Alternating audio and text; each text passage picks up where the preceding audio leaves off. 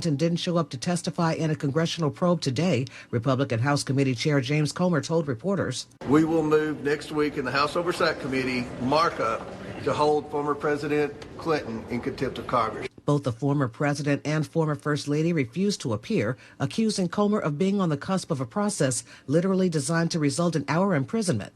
Allison Keyes, CBS News, Washington. Iran state TV says there are martyrs among the thousands dead in protests. CBS's Aaron Navarro on what's being said here at home. President Trump, with a new Truth Social out, in it, he wrote, quote, "Iranian patriots keep protesting. Take over your institutions." He goes on to add, "I have canceled all meetings with Iranian officials until the senseless killing of protesters stops. Help is on its way." President Trump did not take questions on this when asked by reporters here at the White House before he left for Detroit. Well, Trump will make an economic speech on that trip. As he left the White House, he took a swipe at Federal Reserve Chairman Jerome Powell and the Fed's building renovations. He's billions of dollars over budget, so he either is incompetent or he's crooked.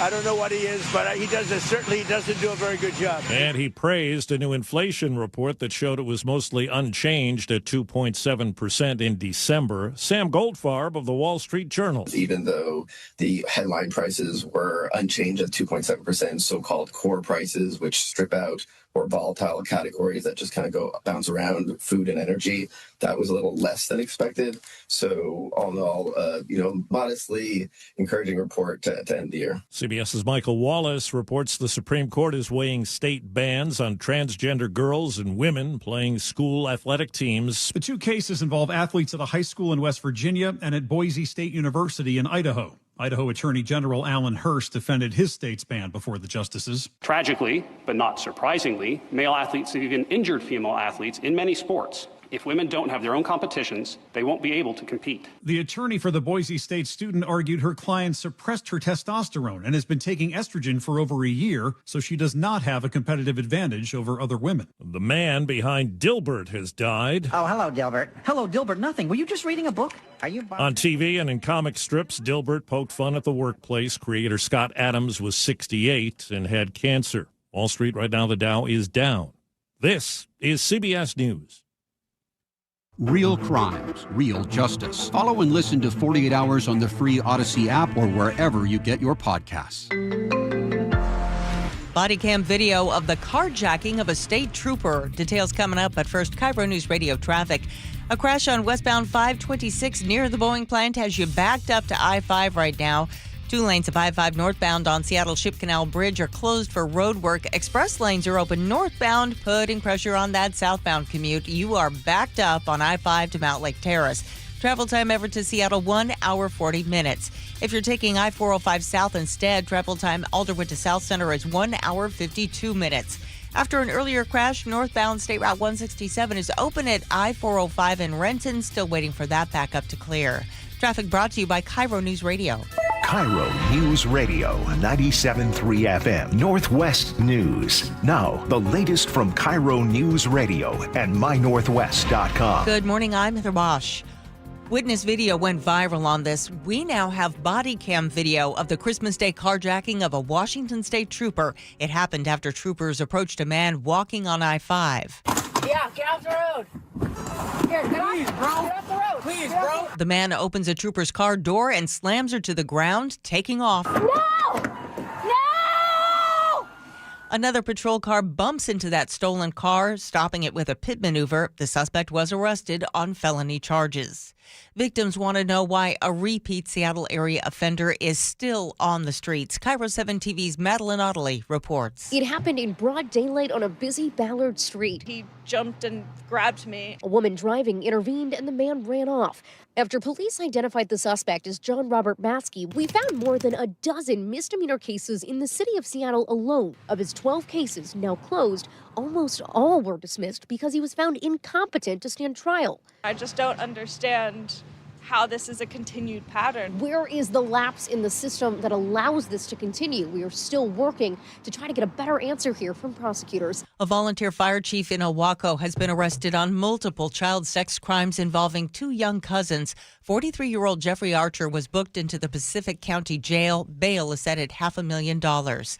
We're hearing from the first responders who saved 6 puppies who were exposed to fentanyl. Sky Valley Fire Chief Brandon Vargas tells KIRO Radio's Jake and Spike they used overdose reversing medicine on the dogs. They took about 3 rounds of Narcan through their nasal passages. A couple of them got an injection of Narcan to keep them awake and moving around and alive. All the puppies have recovered. Having a tough time finding Seahawks playoff tickets? The Washington State Lottery is raffling off 9 pairs of tickets plus parking for Saturday's game at Lumen Field. Lottery Director Brian Bennett tells me to enter, buy a $10 scratch ticket from lottery workers in the Tacoma Mall courtyard this afternoon. Tickets can only be purchased with cash. So 4 to 6:30 with cash at the Tacoma Mall. The live drawing happens at 6:45 tonight.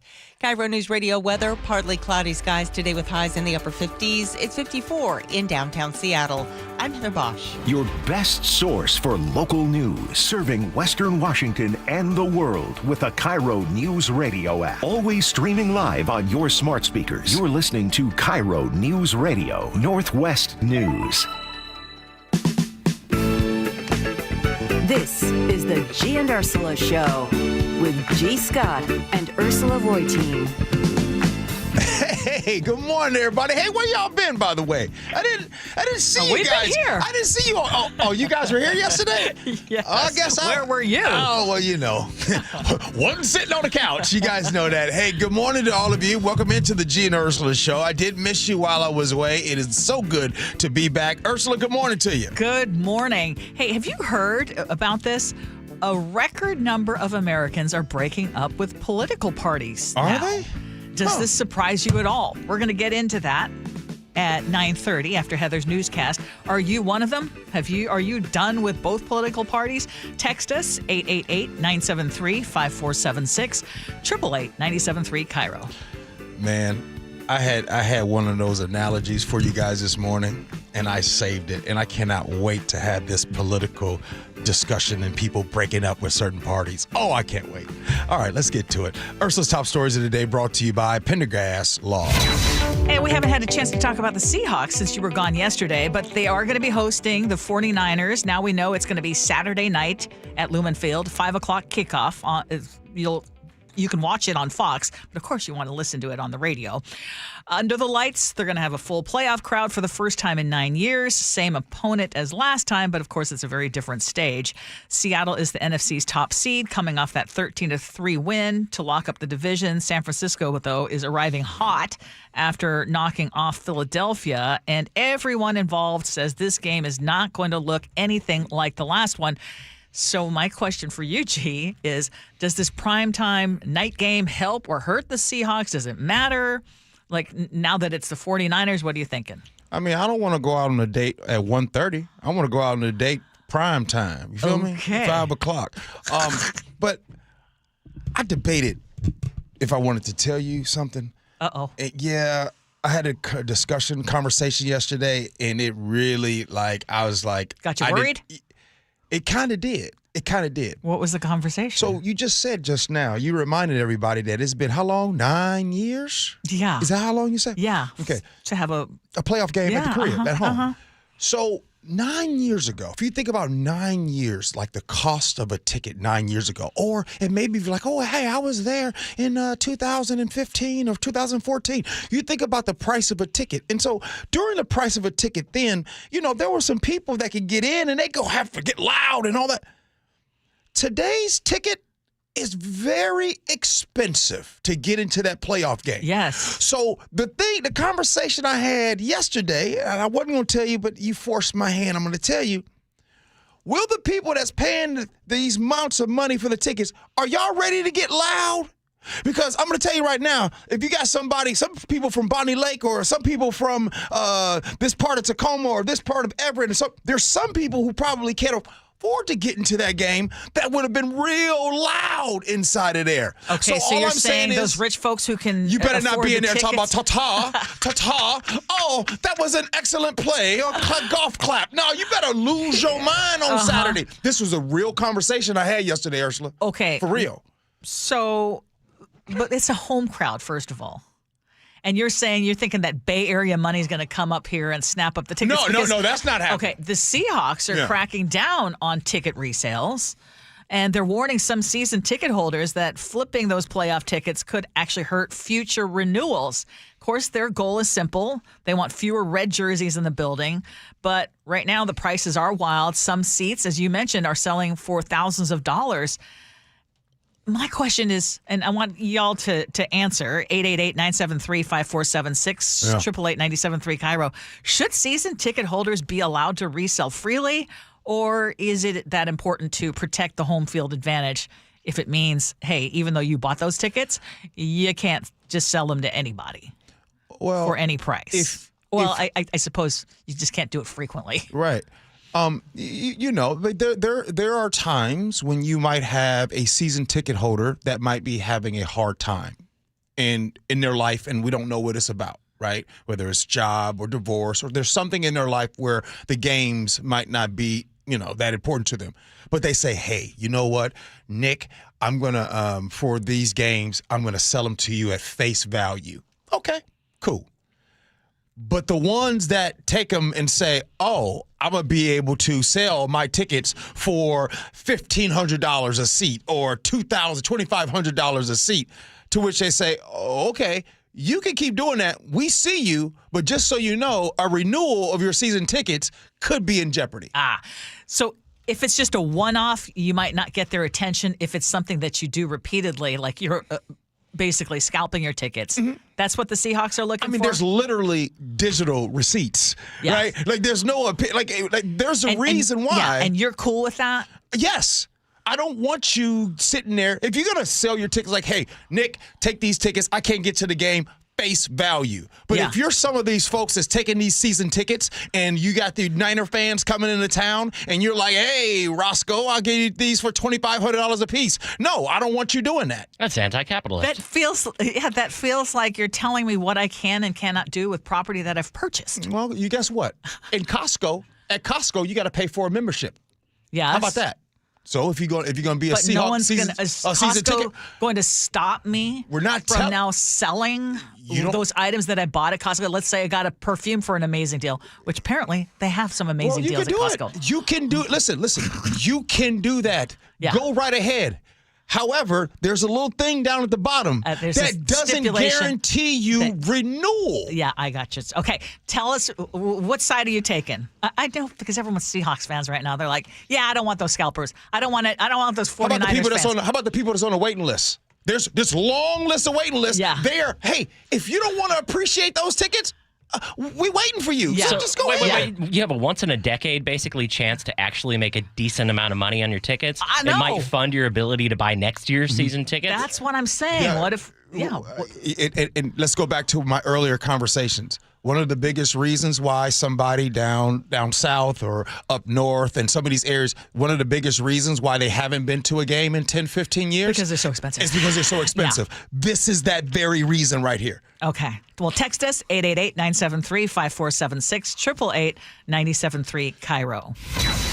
Newly released body cam video shows a very tense Christmas Day encounter on I-5 that suddenly turns violent. And investigators now say a man slammed a State Patrol lieutenant to the ground and stole her patrol SUV. Again, we're just getting the body cam video. KIRO News Radio's Luke Ducey has had a chance to look at it. And I heard some of your audio this morning. It's pretty scary.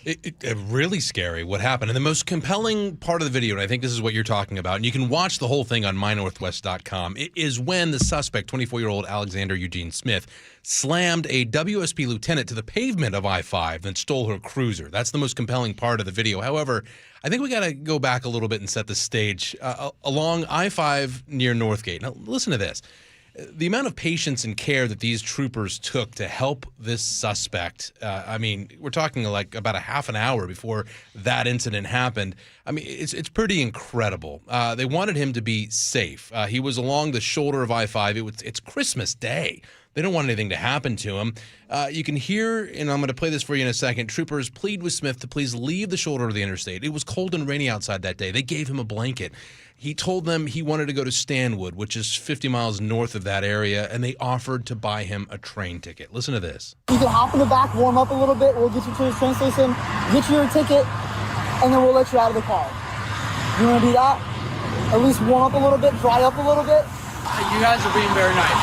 I don't deserve it, okay? You can say you don't deserve it, but we still have a job to do, and we still have a duty to make sure that you're okay and to protect you, okay?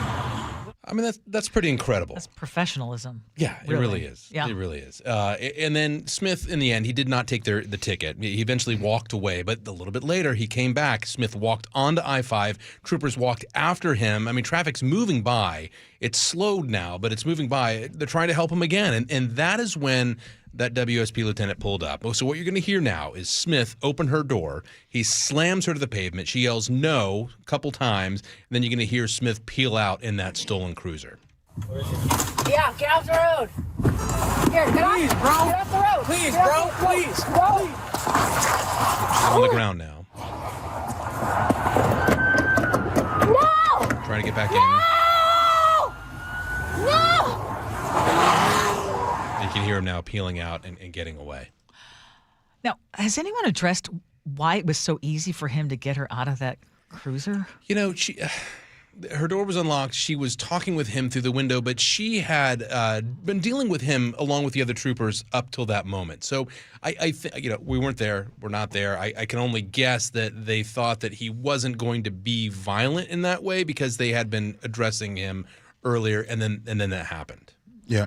And so what kind of charges is he going to face going forward? Felony charges. Felony charges? Yeah. And in charging documents, he admitted that he had smoked meth before that incident. So there was something else going on in his life. But yeah, he faces felony charges. For sure. I just want to add on something real quick because I do have a state patrol source who tells me that there was no expectation this guy would be violent or do anything like that.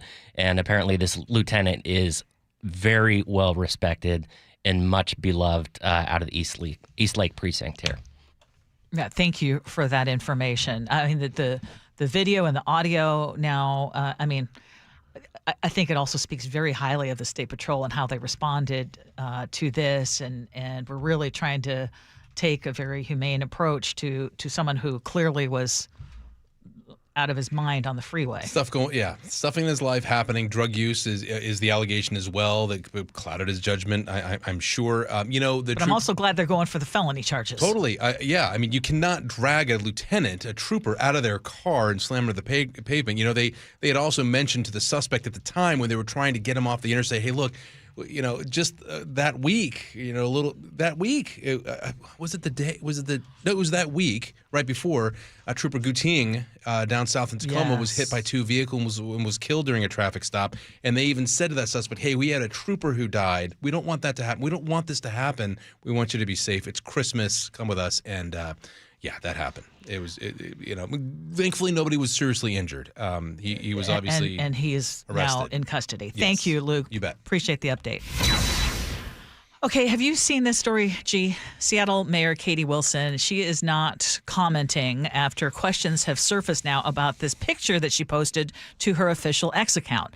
On this picture, it shows the new mayor at an ice out vigil, and she's posing with people behind her. And one is wearing a shirt that says "Fight Ice," and another is holding a sign with a sticker referencing Nazis and flammable cars. Mm-hmm. I will admit, looking at it, I had to look really hard to see that part of it, but it is there. And the mayor's office says she's focused on bigger issues, including housing costs, homelessness, civil rights, and she's not going to respond to what the mayor's office is calling a blurry sticker at the edge of a photo. And now local political analyst Ron Dotzauer tells KOMO 4 News he thinks that the mayor is making a mistake by not responding now that she's made aware of it. It doesn't matter what your politics are. If you're on the left, if you're on the right, if you're a moderate, whoever you are, being associated with a photo that has the word Nazi in it, no matter what your intent is a bad idea. Now, in her statement on X, Mayor Wilson said that Seattle is the home of everyone who lives here. And in her words, you deserve to be safe here. Together, we will fight to make it so. This is so ridiculous. And you know what? I'm actually on the side of Mayor Katie Wilson on this. Don't respond to that. You got people out here that literally hang out with Nazis, allegedly. And the political correspondent, the political consultant said, I don't give a damn what you said. She stood there and she took the picture. It's down there towards the bottom right of you wouldn't even know it. People come up to celebrities or people that have a platform all the time to take pictures. You don't investigate actually everything that they're wearing, right? So I would assume, especially the location of where that was, Katie Wilson did not see that. I don't believe, as a matter of fact, anybody doesn't believe that Katie Wilson isn't down with that. But I don't know. I can't say that. But I wouldn't be so sure that no one believes that. I'm not going to say that, but I'm just going to say, in this case, if I were Katie Wilson, I would not respond to that.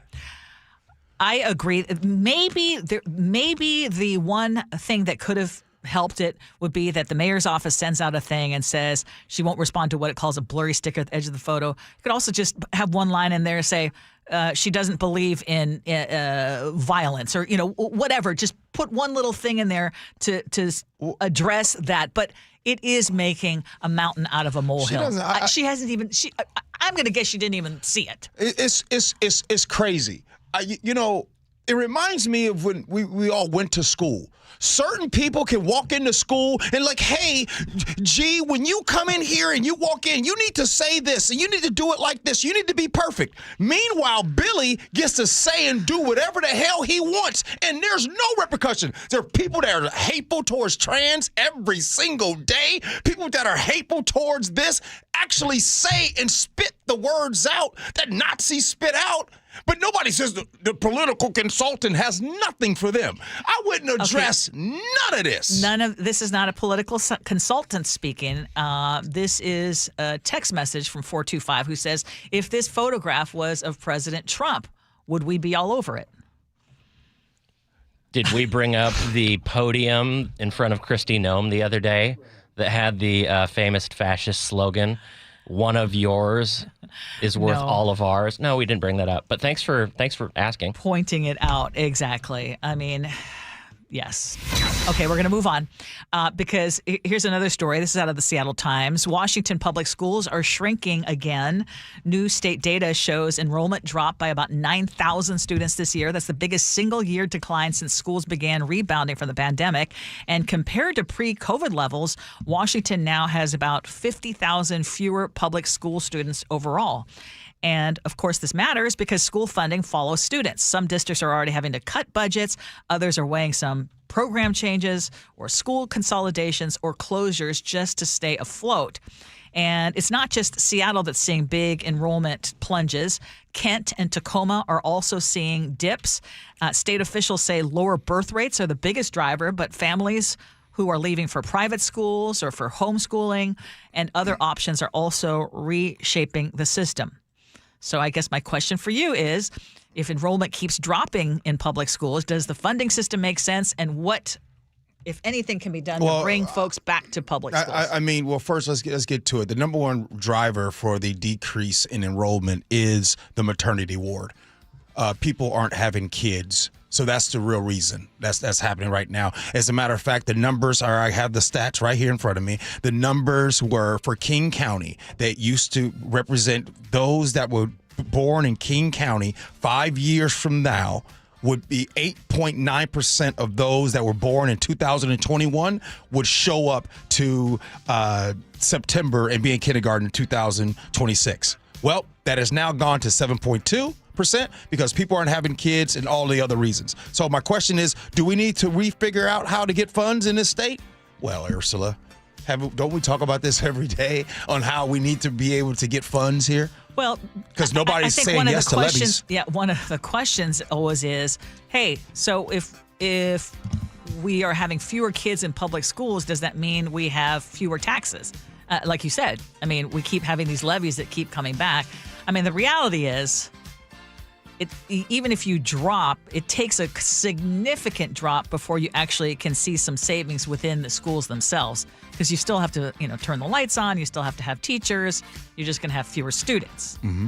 But it does raise a lot of questions about what can you do to bring people back. It's not just the maternity ward. I mean, it's not just birth rates, but during the pandemic, we did see a lot of folks go into private schools, because they felt like there was a lot more flexibility when it came to education during the pandemic. Yep. And a lot of them didn't return. Congrats on your bank accounts, I guess. Coming up next here on the Gee Ursula Show, 9:47, it will be Would You Rather. Up next, they say a record number of Americans are breaking up with political parties. Did you break up with your political party? Well, we'll discuss that next. Gee Ursula.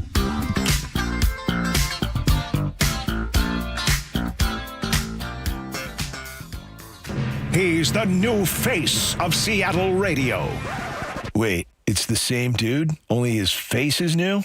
Okay, got it. Isn't John supposed to be back today? Ursula, that is John. Where on his body they're filling that face from? Looking good, John. Remember, ice packs are your best friend. Man, it is hard to do a radio show with a bag on your head. The same John Curley you know and love with a brand new face. Literally. See for yourself on the KIRO Newsradio YouTube page. Retirement planning used to feel like it was asking me to press pause on life because I had to worry about saving right now and don't touch anything and, what happens later happens later. Well, Trajan Wealth helped flip that script for me and our family. Their advisors are fiduciaries. They're obligated to put your needs first, and that really showed up in the questions that they asked. When we met with Marty, she wanted to know how Mark and I actually spend our time right now, what matters to us today. And then we also talked about what we want our future to support, not to actually replace. Instead of focusing on just one point in time, Marty helped us see the bigger picture and how our choices all connect and what we can do with our different pieces of our financial puzzle to make us have the optimum situation when we do retire. If you have been wondering whether your plan could be better, get a second opinion from Trajan Wealth. Trajan is spelled Trajan. For a free consultation, call them today at 206-656-3300. That's 206-656-3300 or visit TrajanWealth.com. Advisory services through Trajan Wealth, LLC. SEC registered investment advisor. Client paid advertisement. Additional disclosures at TrajanWealth.com. When you walked through your kitchen this morning, what'd you see? Did it make you happy? Hi, I'm Chad Cicchini, owner of Heritage Homecraft. Well, I want to make you happy. We'll custom build you all new cabinet doors and drawer fronts, and using our exclusive 1/4-inch solid wood refacing process, transform your existing cabinets into a beautiful new kitchen. Add a custom quartz countertop, change things up a bit, add some more cabinets, install some cool new features like soft close drawers and sliding shelves, whatever you like. We'll help you to create the new kitchen you'll be proud of. All in about a week, and all with way less mess, hassle, time, and expense than to tear out. Stop waiting. For 18 years, we've been honored to serve thousands of happy customers, and we'd love to serve you. Call today and I'll get one of our pros to come out and show you how easy and comfortable it'll be to get going on your new kitchen. Heritage Homecraft, 425-485-1600, 425-485-1600, or heritagehomecraft.com. Well, the wet, chilly weather has certainly arrived. It's Mike Salk here, and if your attic and crawl space are well insulated, your home should be fine. Should feel cozy and warm without your furnace having to work overtime. But you'd be surprised to learn how many homes in Western Washington lack insulation in these spaces. It's why you call Crawl Pros. If you're feeling cold drafts or seeing that heating bill spike, now's a great time to learn if you got anything going on behind that crawl space or attic by calling Crawl Pros. They'll come out to your house just like they did to mine, do the corner-to-corner inspection. In my case, they found the problem, showed me the pictures, and then they got it all fixed. Now, if they do discover your home is under or improperly insulated, they'll show you all the utility rebates that are available to help you get the work done correctly. Like if you're a PSE customer and your home was built before 1990, you could get a rebate to cover up to 95% of the cost of the insulation job. If you're worried anything is going on in your crawl space or attic, including critters, water intrusion, mold, plumbing issues, anything, call Crawl Pros and schedule your free corner-to-corner inspection at crawlpros.com. If you've been injured in a car accident, you have two choices: handle everything yourself or hire an experienced attorney. Go it alone, and you'll be on the phone with insurance adjusters, chasing medical records, fighting for lost wages, and trying to figure out what your case is really worth. Hire the right attorney, and they take all that off your plate so you can focus on getting better. Harold Carr Law Offices has a dedicated team of 48 people and more than 35 years of experience handling car accident cases right here in our community. Harold Carr Law Offices handles big cases and small ones while still treating their clients like family. Here's the difference they make. They save you time, reduce your stress, and get you significantly more money than you'd ever get on your own. Harold Carr Law Offices fights for you at no out-of-pocket cost to you. If you're in a car accident, call them right away. Visit carlaw.com. 2 R's in car. Car accident? Call Carr. I had pain. I had numbness in my feet. That pain and that numbness just got worse and worse and worse as time went on. This is Greg describing life with neuropathy. I went to 5 podiatrists, tried different treatments, tried different orthotics, tried different shoes, had cortisone shots in the tops and the bottoms of my feet. Saw a neurologist. All my medical doctors said, can't help you. Live with the pain. You're not going to be able to sleep. This is your life. And then I just gave up until I found Sound Pain Solutions. I'm Dr. Mark Shelley, a chiropractic physician and board-certified functional neurologist at Sound Pain Solutions. Our neuropathy treatments can rehabilitate damaged nerves. We use FDA-cleared, non-surgical, drug and pain-free procedures that help neuropathy sufferers like Greg find relief. I feel better. I mean, just feeling better is huge. If you experience numbness, shooting or burning pains, or loss of balance, call us. Sound Pain Solutions, 855-996-0025 or click soundpainsolutions.com. Ready to get rid of that old car? Donate it today at carsforkids.org. Your car can be picked up as soon as tomorrow. Call 1-877-CARS4KIDS to donate your car today. That's Cars with a K. KIRO News Radio 97.3 FM Northwest News. Now, the latest from KIRO News Radio and mynorthwest.com. Good morning, I'm Heather Bosch. AI developers would have to make protocols aimed at preventing suicide under a bill state lawmakers are considering. KIRO 7 TV's Brooke Griffin says Governor Ferguson is requesting the bill in light of a few high-profile cases of teens committing suicide after consulting with chatbots. Now, this bill will mandate the developers of ChatGPT, Gemini, and Copilot to implement protocols that detect and respond to self-harm or suicidal thoughts and conversations. Ferguson wants the bots to respond with crisis resources and referrals. Nearly 70% of American teens have used an AI chatbot.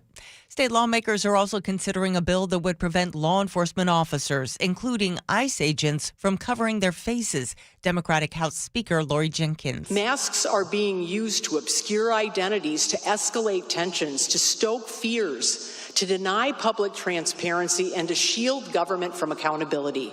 That can't happen here. Several career prosecutors in the U.S. Justice Department's Civil Rights Division resigned this week after they learned there would be no civil rights probe into the fatal shooting of a Minneapolis woman by an ICE agent. Legal expert Lori Levinson. I think this is going to raise a lot of questions about how legitimate any investigation is of what happened in Minneapolis. Homeland Security insists Renee Good was trying to run over the ICE agent in an act of domestic terrorism.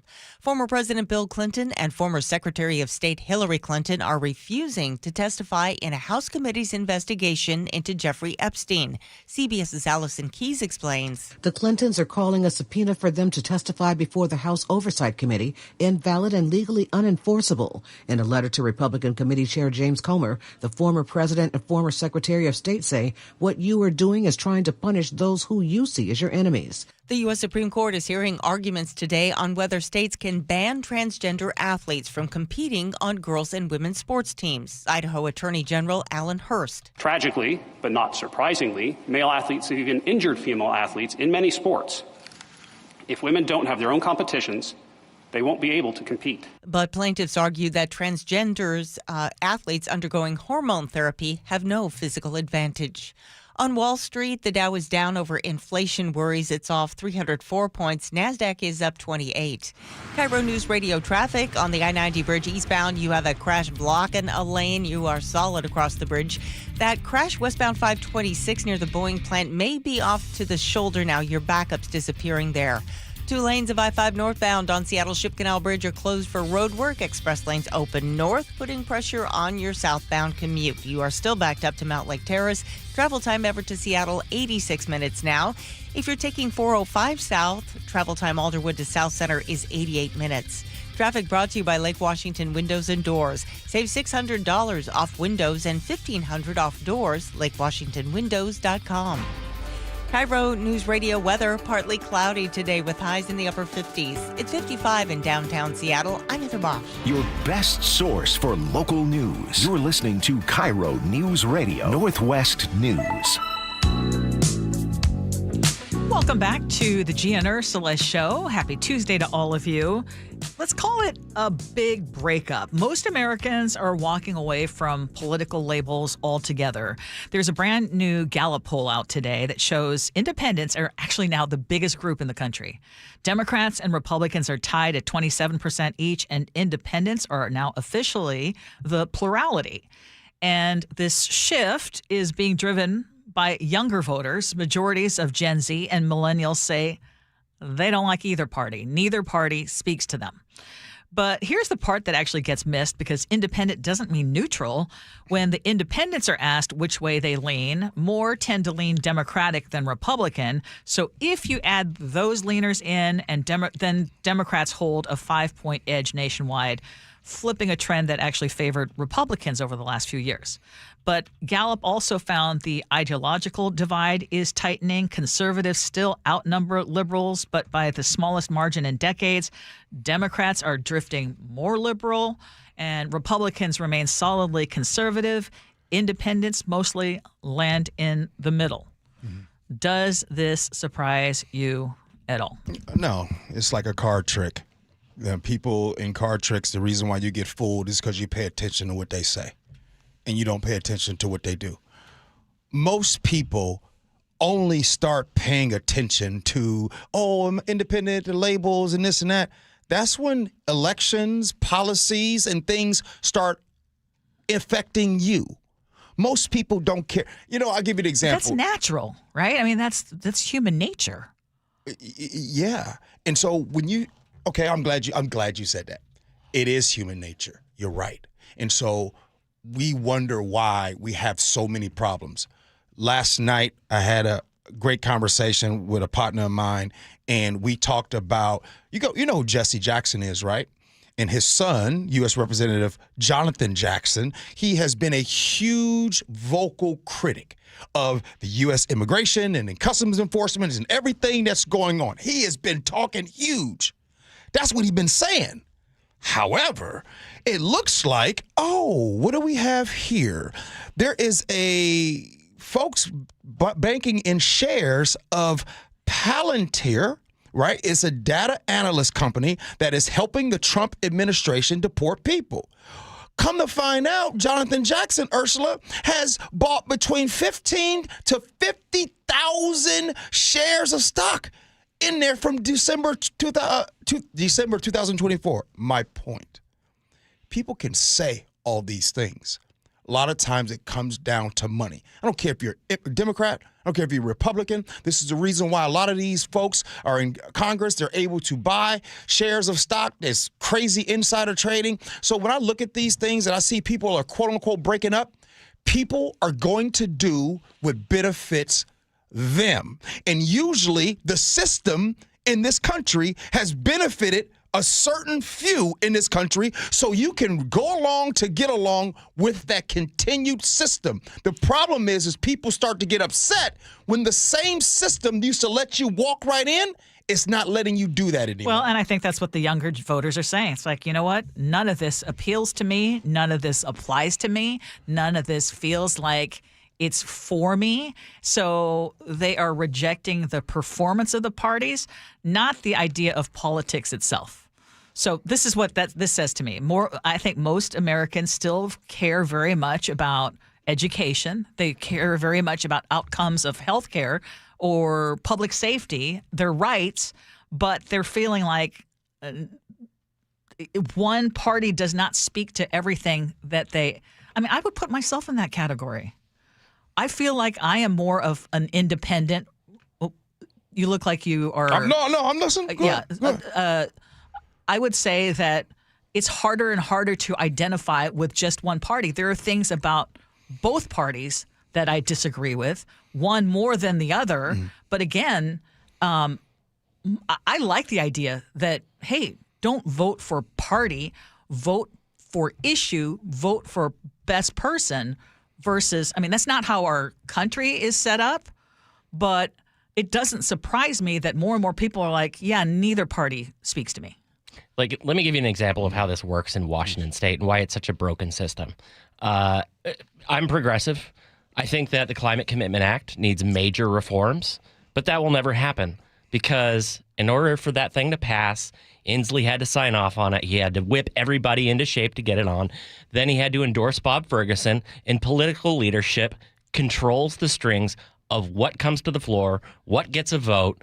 And without the support of leadership, which is backed by the biggest donors, like nothing happens without those people's say so.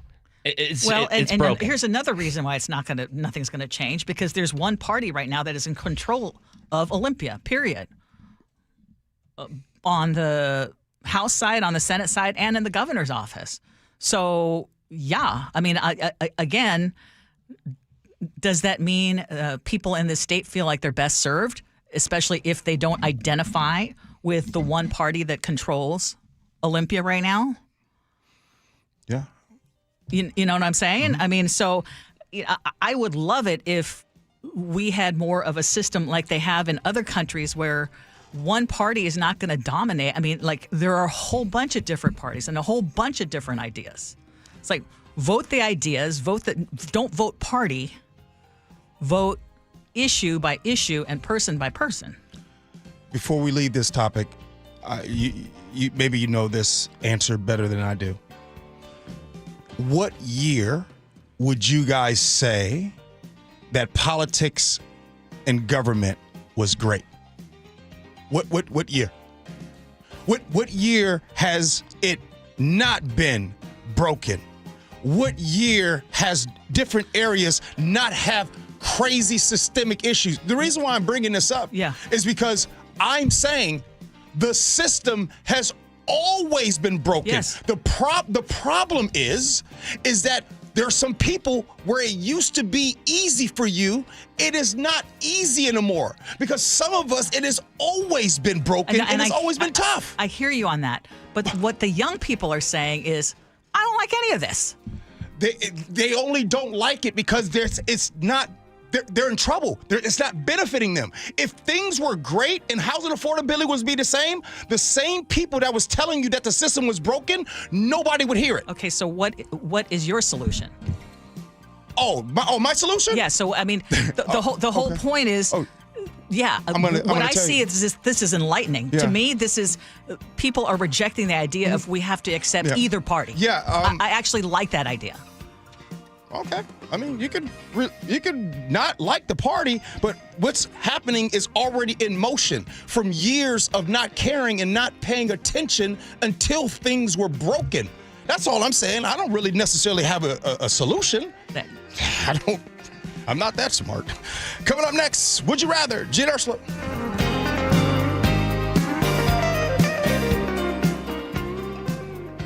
After a slugfest to win the NFL's toughest division, the #1 seed Seahawks' first playoff opponent, naturally an NFC West rival. And Purdy goes down inside the 15-yard line. Seahawks, 49ers, Saturday. And Lumen will be rocking. All teed up.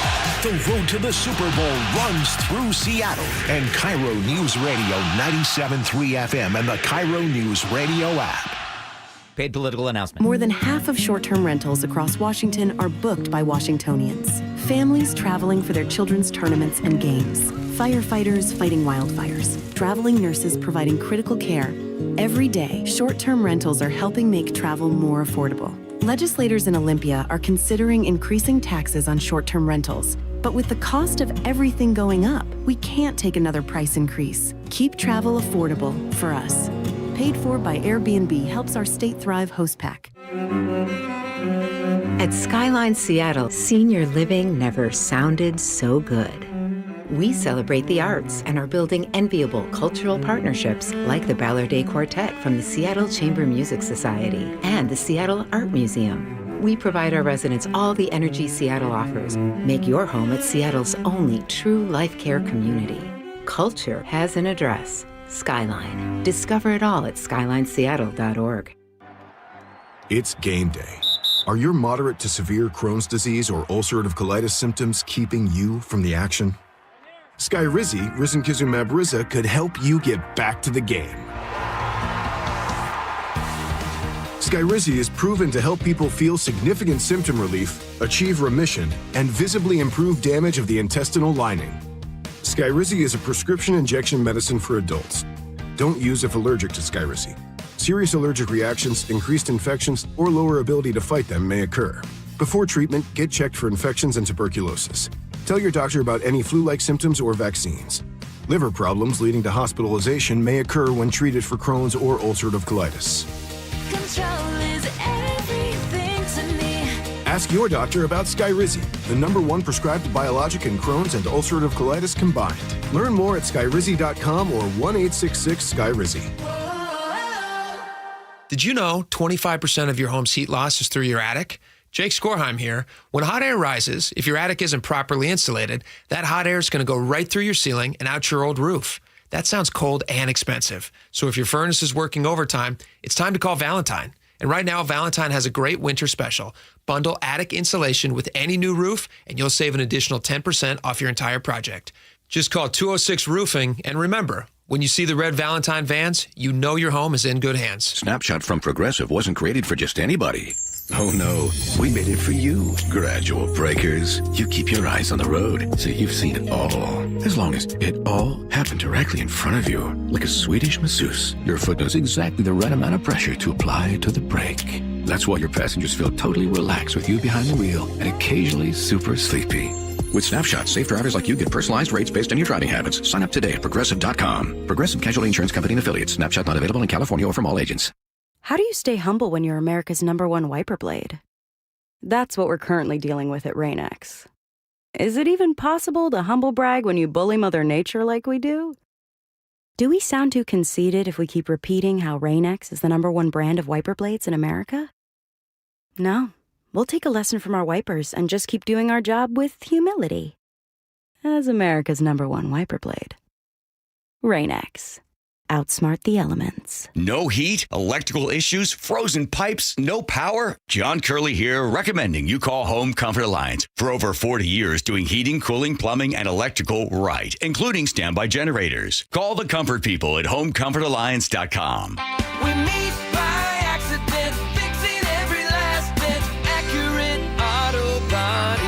If you've been in an auto accident, you have the right to take your vehicle to any repair facility. Accurate Auto Body has been family owned and operated since 1994, and they work for you, not your insurance company. Your insurance company may not love them, but you will, because We meet by accident, fixing every last bit. Accurate Auto Body.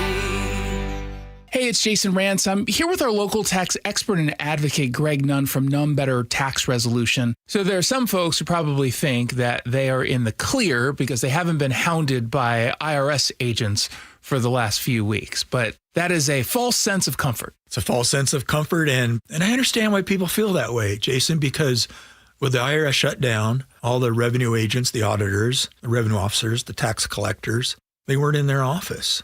And the IRS stopped sending out notices because they knew that, people just couldn't respond to them because there weren't a lot of IRS personnel around.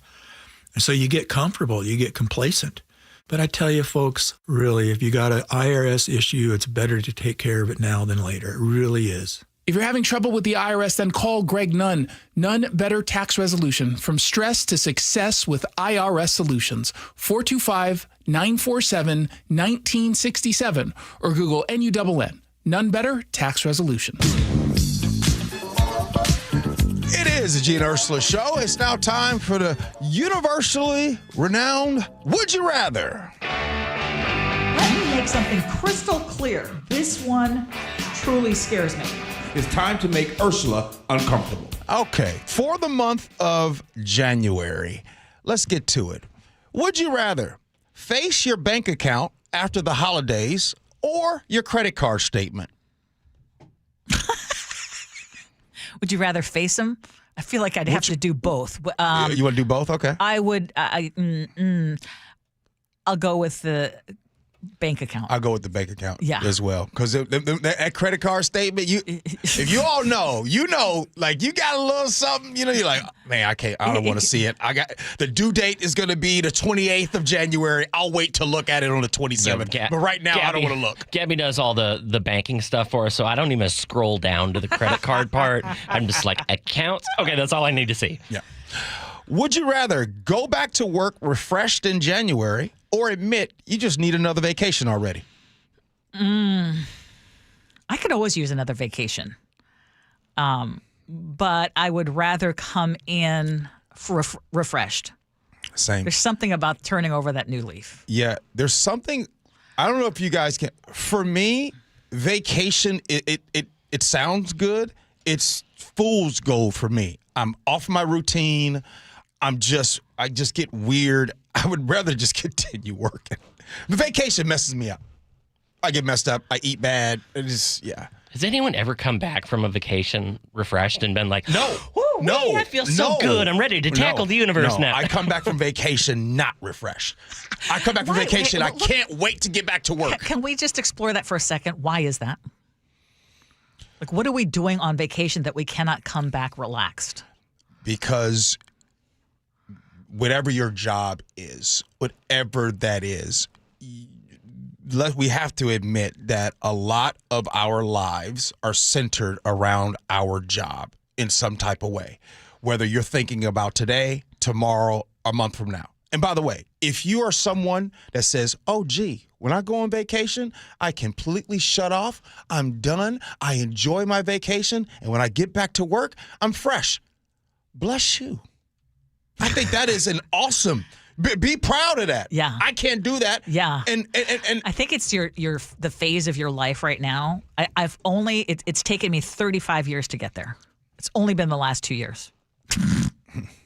Yeah, I think that's a good one to be at.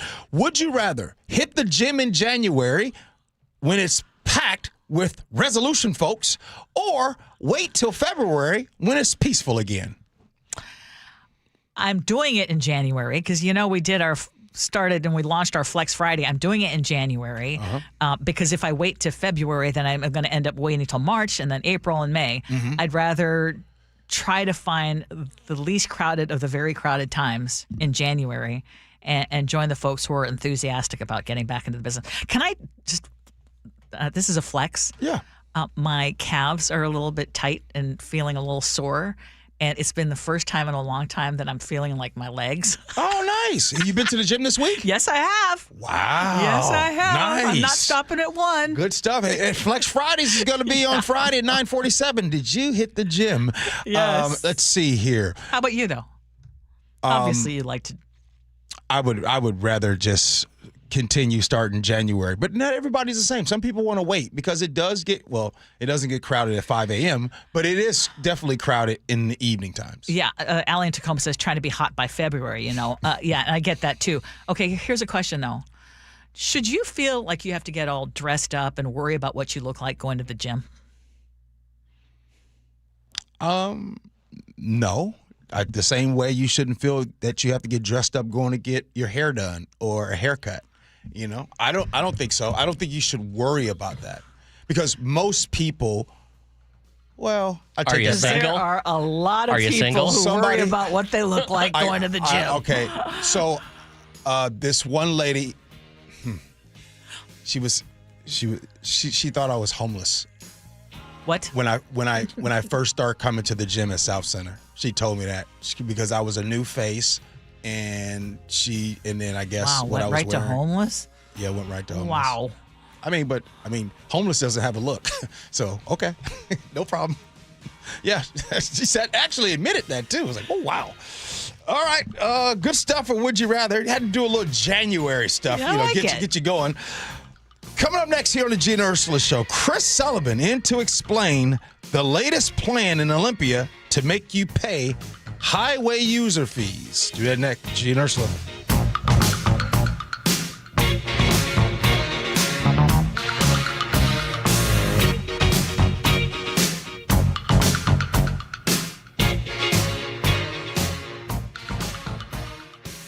After a slugfest to win the NFL's toughest division, the number 1 seed Seahawks' first playoff opponent, naturally an NFC West rival. And Purdy goes down inside the 15-yard line. Seahawks, 49ers, Saturday. And Lumen will be rocking. All teed up. The road to the Super Bowl runs through Seattle. And KIRO Newsradio 97.3 FM and the KIRO Newsradio app. Adrian here from Lake Washington Windows and Doors. Winter might seem like an odd time to replace your windows, but now is when you get the best deals. Our Leak Armor installation team will keep your home warm and dry while installing beautiful, new energy-efficient windows. You'll feel the difference right away. Quieter rooms, lower energy bills, and a more comfortable home. Right now, save $600 on windows and $1,500 on doors from Lake Washington Windows and Doors. Plus, enjoy 12 months same-as-cash financing. Visit lakewashingtonwindows.com. I'm Ed Evans, CEO of Consumer Cellular. No, we're not one of the big guys. Truth is, we don't want to be. If you're over 50, Big Wireless probably has you paying for more data than you might need. You could be throwing away thousands over a lifetime. Our entry-level data plans start at just $20 a month. And for a limited time, switch and get your second month free. Call 1-888-FREEDOM, visit consumercellular.com or a store near you and get your second month free today. Plans include $5 credit for auto pay and e-billing. See site for additional details. This is the story of the one. As the purchasing manager at a manufacturing plant, she knows the only thing more important than having the right safety gear is having it there when you need it. That's why she partners with Grainger for auto reordering, so her team members can count on her to have cut-resistant gloves on hand, and each shift can run safely and efficiently. Call 1-800-GRAINGER, click Grainger.com, or just stop by. Grainger, for the ones who get it done. Hey homeowners, are you stuck on the credit card treadmill and stressed because your consumer debt and monthly payments are too high? Well, Brock Hewitt here with a smart solution. Your home's equity in the Seattle Metro is probably larger than ever. It's like you're sitting on a stack of cash. Consider a cash-out refinance with Tila Mortgage to consolidate your high-balance credit cards, second mortgages, home equity lines of credit, and student loans, or get cash for a remodel. With interest rates finally coming down, consolidating your debt now may be the best decision you ever make. With excellent client reviews and trusted in Washington for over 25 years, Tila has competitive rates on refinance, purchase, or reverse mortgages too. Tila, spelled T-I-L-A, is a name you can trust for truthful, honest, and ethical advice for all your mortgage needs. Call Tila Mortgage today, 206-766-8888. That's 206-766-8888 or TilaMortgage.com. Tila Mortgage LLC is a mortgage broker, NMLS 2472046. Do you worry about how much someone drinks? Do you feel angry or depressed most of the time? Do you feel neglected or unloved? Do you feel you attract people who tend to be compulsive or abusive?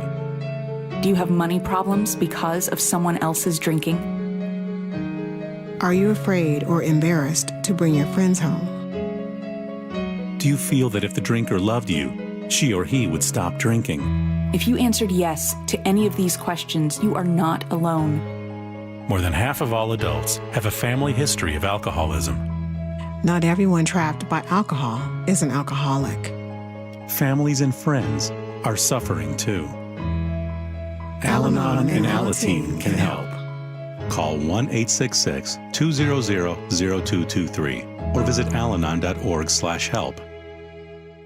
$5,000. That's the average amount of money people in the U.S. are now spending on gas in a year. $5,000. That's crazy. If you drive, you have to download Upside, the free app that gives you cash back every time you get gas. That's right. You can earn real cash back with Upside just by buying the gas you're already buying. You can literally start earning cash back today. I use Upside every time I fill up, and I've already made around $300. You're putting gas in your car anyway. Why not get real cash back? If you like free money, download Upside. I'm saving the cash I earn from using Upside to help pay for a vacation later this year. Download the free Upside app now to earn cash back every time you buy gas. Use promo code CODE to get an extra 35 cents per gallon on your first tank. You can cash out anytime right to your bank, PayPal, or a gift card for Amazon and other brands. Just download the free Upside app and use promo code CODE for a 35 cents per gallon bonus on your first tank. That's code CODE for a 35 cents per gallon bonus.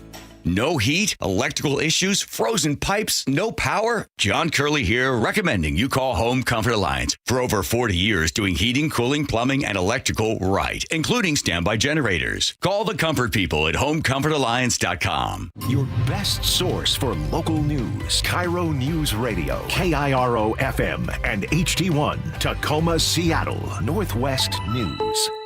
This is CBS News on the Hour, your home for original reporting. I'm Steve Kathan. A new battle in the Jeffrey Epstein saga as a top House Republican squares off with a former president of the United States. Republican House Oversight Committee Chair James Comer says he'll start contempt of Congress proceedings against former President Bill Clinton after Clinton didn't show today. No one's accusing Bill Clinton of any wrongdoing. We just have questions. Clinton and former Secretary of State Hillary Clinton wrote a letter calling the subpoenas unenforceable and issued identical statements saying this is not about right or left, it's about right and wrong. Allison Keyes, CBS News, Washington. Arguments today at the U.S. Supreme Court over the state bans on transgender participation in school sports for girls and women. Hashim Mupon is Principal Deputy Solicitor General at the Justice Department. Denying a special accommodation to trans-identifying individuals does not discriminate on the basis of sex or gender identity or deny equal protection. Kathleen Hartnett represents Boise State club soccer player Lindsay Hecox, who contends treatment gives her no advantage over others. We are here not proposing a rule of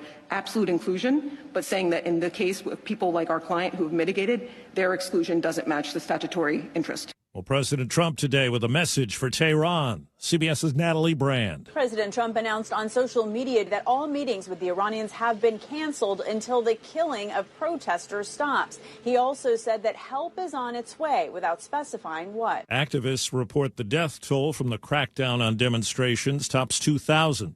President Trump today called Federal Reserve Chairman Jerome Powell, quote, either incompetent or crooked.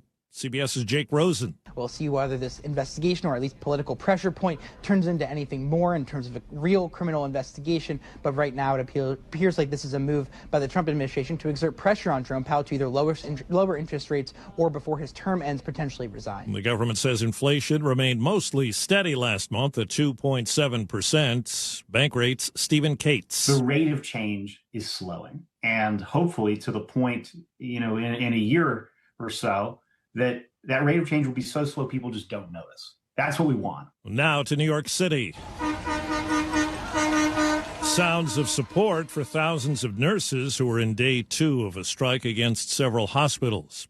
Fanatics, the sports merchandising company known for jerseys and collectibles, says it's launching a studio that will produce films and live events and digital series about sports and culture.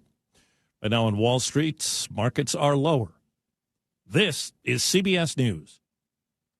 Follow and listen to CBS Mornings on the go on the free Odyssey app or wherever you get your podcasts. What Microsoft says it'll do to lessen the impact of its AI ambitions. But first, KIRO News Radio traffic. On the I-90 bridge eastbound, you have a crash blocking a lane. You're jammed up between Seattle and Mercer Island. 2 lanes of I-5 northbound on Seattle Ship Canal Bridge are closed for road work. Express lanes are open northbound, putting pressure on the southbound commute. You're backed up to Mount Lake Terrace, and your travel time ever to Seattle is 96 minutes. That's about an hour longer than usual. If you're taking I-405 south, travel time Alderwood to South Center is 77 minutes. Traffic brought to you by KIRO News Radio. KIRO News Radio, 97.3 FM, Northwest News. Now, the latest from KIRO News Radio and mynorthwest.com. Good morning, I'm Heather Bosch. An 18-year-old leads Pierce County deputies on a chase and crashes into 2 parked vehicles on South Tacoma Avenue. More from KIRO 7 TV's Samantha Lomi-Bow. Timothy Sill was jolted awake. We heard a bang, a boom, by a high-speed chase ending right outside his window. The red Dodge Charger wrecked 2 parked cars that brought it to a stop. Deputies say the 18-year-old driver was doing 80 in a 35 on Pacific Avenue, leading them on a nearly 6-mile chase from Spanaway to Tacoma. It did put a lot of people at risk. No one was hurt, not even the 18-year-old behind the wheel. The suspect was booked into the Pierce County Jail on a series of charges, including reckless driving and DUI. Newly released body cam video shows the moment right after a man walking on I-5 knocks a state trooper down and locks himself inside her patrol car. It happened Christmas Day. The suspect took off. Another trooper drove a car into that stolen cruiser. Successful pit. That stopped the suspect, who was arrested on felony charges. Microsoft is vowing to offset some of the impact of the AI boom, including paying higher utility rates to cover the cost of its data centers, minimizing water use, and foregoing property tax breaks. That's according to the plan the Redmond-based company unveiled today. Microsoft tells the Seattle Times it's trying to address the concerns of cities and towns where it's building or hopes to build data centers. The Seahawks are cracking down on season ticket holders who are selling their seats for the playoffs. Some received a notice saying their 2026 renewal eligibility may be in jeopardy if they put their tickets on the market. Ticket holder Greg Woodfield tells KIRO 7 TV. They can't make you not sell them, but if you're going to be selling your tickets like this and you're not going to help out the team right now, then they don't have to renew them. The Hawks are hosting the San Francisco 49ers at Lumen Field on Saturday. The Hawks say they want to ensure the stadium is packed with 12s. Delta Airlines today announcing plans to buy up to 60 Boeing Dreamliner -10s, the largest of the 787 family. Delta now has more than 130 Boeing planes on order. KIRO News Radio weather, partly cloudy with highs in the upper 50s today. It's 55 in downtown Seattle. I'm Heather Bosch. Your best source for local news, serving Western Washington and the world with a KIRO News Radio app. Always streaming live on your smart speakers. You're listening to KIRO News Radio, Northwest News. This is the Gee and Ursula Show with G. Scott and Ursula Reutin.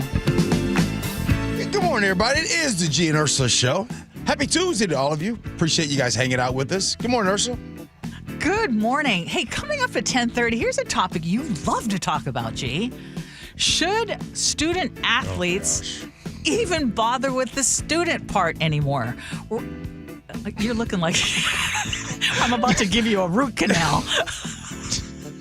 Okay, coming up at 10:30, we're going to talk about the latest little twist, which makes me say once again that college sports is done.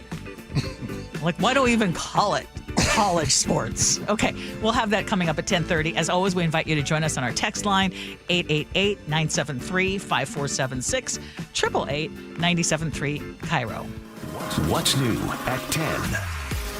And when we want to talk about all things roads and transportation, of course, we're going to bring Chris Sullivan in here. And you're about to tell us how much more expensive it's going to get for us, potentially, to drive in Washington? Well, I thought I was preparing. I thought you were talking about what was going on I-5. Well, we're going to talk about that, too. So let's talk. Well, let's start with that one. Expense because, hey, a lot of people are wasting time on the freeway. Yeah, so let's talk about that one just really quickly first, because we still have an hour delay getting out of Linwood for I-5. And I wanted to share with you, a bunch of people have been asking me, why don't we open the express lanes for maybe a couple of hours in the southbound direction? And I just posted at mynorthwest.com, got a really long email from the Department of Transportation on why they are not going to do that. Okay, boil it down for us. Boil it down is basically, they found it out during a month ago, when they did it for the month over the summer, that for the first couple of days, people northbound maybe didn't quite realize that they could use the express lanes. And so they started using them more often the longer we went into that closure. And the other thing that's also very important is that if there were to be a crash on, say, the Ship Canal Bridge through the closure zone where the lanes are actually blocked, then you would have no access northbound by keeping them open in the northbound direction. So that's kind of a thumbnail. It's a question a lot of people are asking. If you want to read the full statement, it's just posted at mynorthwest.com. But again, today's day 2 of 5 months. So we'll see how we go. So sorry about that. How's that been? What's the listeners been telling you? What's people? Is it going smoothly? Or what? No, it's terrible. Oh, okay. No, they worse than expected. About what we expect. Well, it's exactly what I expected, almost down to the minute. But it's what a lot of people expected, and unfortunately, it's going to be like this. And I'll tell you what, coming home out of the Seahawk game on Saturday night is going to be pretty rough, especially for the people going northbound, because you're going to be driving right into the closure of the Ship Canal Bridge, only 2 lanes open. And if you're coming away from the stadiums, you can't get into the express lanes because of where Edgar Martinez is and where you come out of that. Now, if my advice would be to head south on I-5 or south through Soto and Georgetown and get onto I-5 going northbound there, so then you can at least access the express lanes heading northbound, because you don't have an option coming out of the stadium district. You go right into the CD lanes. So just start planning ahead for Sunday night. So that's going to be an issue. Saturday night. Yeah. So that's going to be something to think about. Wow. Okay. And again, this is going to be going, and now today is probably more typical of what you would see on the worst of days, because it's Tuesday, Wednesday, Thursday are usually heaviest. And again, so yeah, we're getting there. It's only day 2. So we'll figure it out. Hopefully people will find some other ways, but this is basically our life for the next 5 months.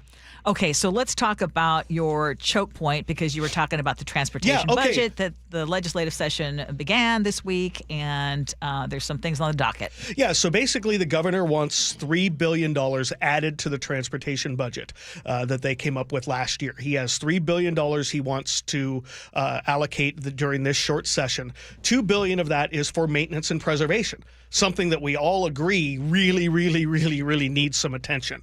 We really need to start taking care of what we have versus trying to build new things. The question is, where are we going to get the money for it? Okay, and of course, that's the big ask right now, is we've got a huge budget deficit in the legislature. And one of the things that the governor wants to bond against our gas tax revenue. So in other words, you tie bonds that we go out and get. So we get a bunch of money from the people who they sell us, the bonds or whatever, and then but it's our collateral is the gas tax money. That's what he wants to do. But the people who run transportation in the legislature, both Republican and Democrat, like, well, that kind of hamstrings us. We may get our money on the front end, but that leaves us no flexibility down the line. So they're not big fans of where he thinks the governor, that is going to get the money. So where does that leave us? Well, maybe they don't do what he wants to do, or maybe they come up with other ideas. And so and one of the other things is, why not use the Climate Commitment Act to use some of that money for maintenance and preservation? Because one could argue, when a bridge is down or people are stuck in traffic, there's a climate impact there. Yes. So, maybe that, but the governor wants to use that for a family tax credit. And so people are like, nope, that's not happening. So they're not sure where the money's going to come. And so, what does that mean? More taxes? I mean, the gas tax is already going up this year anyway, because that was the way they wrote it in last year. Last year it was 6 cents. Now it's rated floor inflation. And that's going to take effect in July. So that is going up. And so now they're just looking for other ways to raise money. And now, go ahead. Well, the governor sounds like he's on an island on this, if you said that both Democrats and Republicans are against what he's saying. I do remember, though, that Governor Ferguson also said he did not want to raise additional taxes, which was, okay, I'll just say it for me, music to my ears. He said that before last session and signed the biggest tax increase in state history. Well, at $9 billion. So here's the question. Exactly. So what does all of this mean for us who are already feeling like we're taxed to death? Well, first of all, we're going to, they're going to make the attempt at the income tax with the millionaire's tax. They're going to, if they want to do new things, they're going to have to find the money for it. Or, as the head of the Transportation Committee in the House side, Representative Jake Fye, listens to the station, by the way, every day, just so you know, he's thinking, okay, maybe what we can do is take money from projects that are currently existing, that are underway, maybe slow them a little bit and take that money and put it towards the maintenance and preservation. Again, new tax impact, but obviously a project that you thought was going to get done in X amount of time will now be delayed. So they're looking those are the choices they're looking at when it comes to robbing Peter to pay Paul, or vice versa, or raising taxes. Based on what my history is and knowing what the legislature usually does, at the end of the day, they'll vote for taxes. Unfortunately.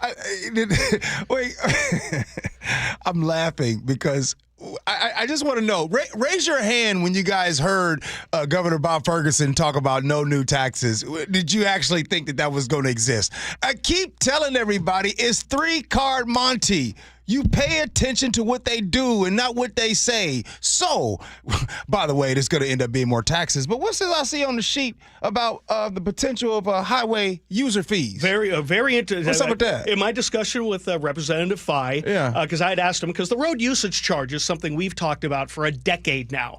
Charging everybody, 2.6 cents a mile for every mile they drive to kind of recoup the fact that we're not getting as much out of the gas tax because we all drive more fuel-efficient cars. And he dropped this on me. He goes, yeah, this is something I'm going to bring up, whether in the short session and has the distance to go somewhere, but something they call a highway user fee, which means based on the miles per gallon of your car, at the end of the year, when you go get your tabs, you pay a flat fee in addition to your tabs for your highway usage. Not by as many miles, but based on your miles per gallon, just as regardless if you drove 1 mile or 150,000 miles.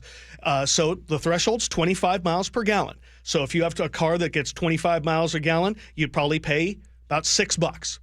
But the more fuel efficient your car is, the more you pay, because they're trying to recoup the loss from fuel efficient cars, primarily EVs, that don't pay the gas tax. They're trying to find that money there. If your car goes under 25 miles per gallon, you wouldn't pay anything extra. It's being done in Virginia. And if you want to look at it at mynorthwest.com, there's a table up there from Virginia that explains miles per gallon and what it could equal for this year to kind of get an idea. This is something they're going to discuss. Will it get to the finish line? Probably not in a short session, but it gets rid of the privacy issues. They're not tracking your car. They don't charge you per mile. They're just basing it on the fuel efficiency of your vehicle and charging you a fee at the end of the day. How is it working in Virginia? Again, it's pretty brand new, so I'm looking to try to find some data on that. I gotta challenge your framing on that, Chris, because you're saying that people in fuel efficient cars would pay more. Correct. I would just say that people will all pay equally. Yes. Because right now, people in fuel efficient cars are paying way, way less than I do because I drive an older car. That makes sense. Yeah, and it's better for the folks on the lower side of the economy, who can't buy new cars that are fuel efficient. I don't have one. I do, but our regular one does not. My commuter car that we have. So yeah, it's just an interesting way to try to get at it, to get at the problem of our fuel efficient vehicles aren't getting what we get out of the gas tax, and we need to find a stable funding source. So discussion, a couple other things they're discussing just really quickly is, the ferry system, all the way down to, should we stop electrifying the system because we can't afford it? Should we stop the hybrid contract that we already signed with Eastern Builders in Florida, maybe even though there's a cost to breaking that contract? They're looking at everything of should we really be doing what we're doing right now when it comes to ferries? Maybe we should stop worrying about electrifying. Maybe we should find a better way to do this. So everything's on the table, according to Representative Fye, when it comes to that. 60 days that they have. Yeah. Right? It's a shorter session this time around. That's why these are going to be discussions, but they're not going to have any time for dilly-dally. We're not going to have the state pet rock. We're not going to have the state petroglyph. We're not going to have some kids saying this is my favorite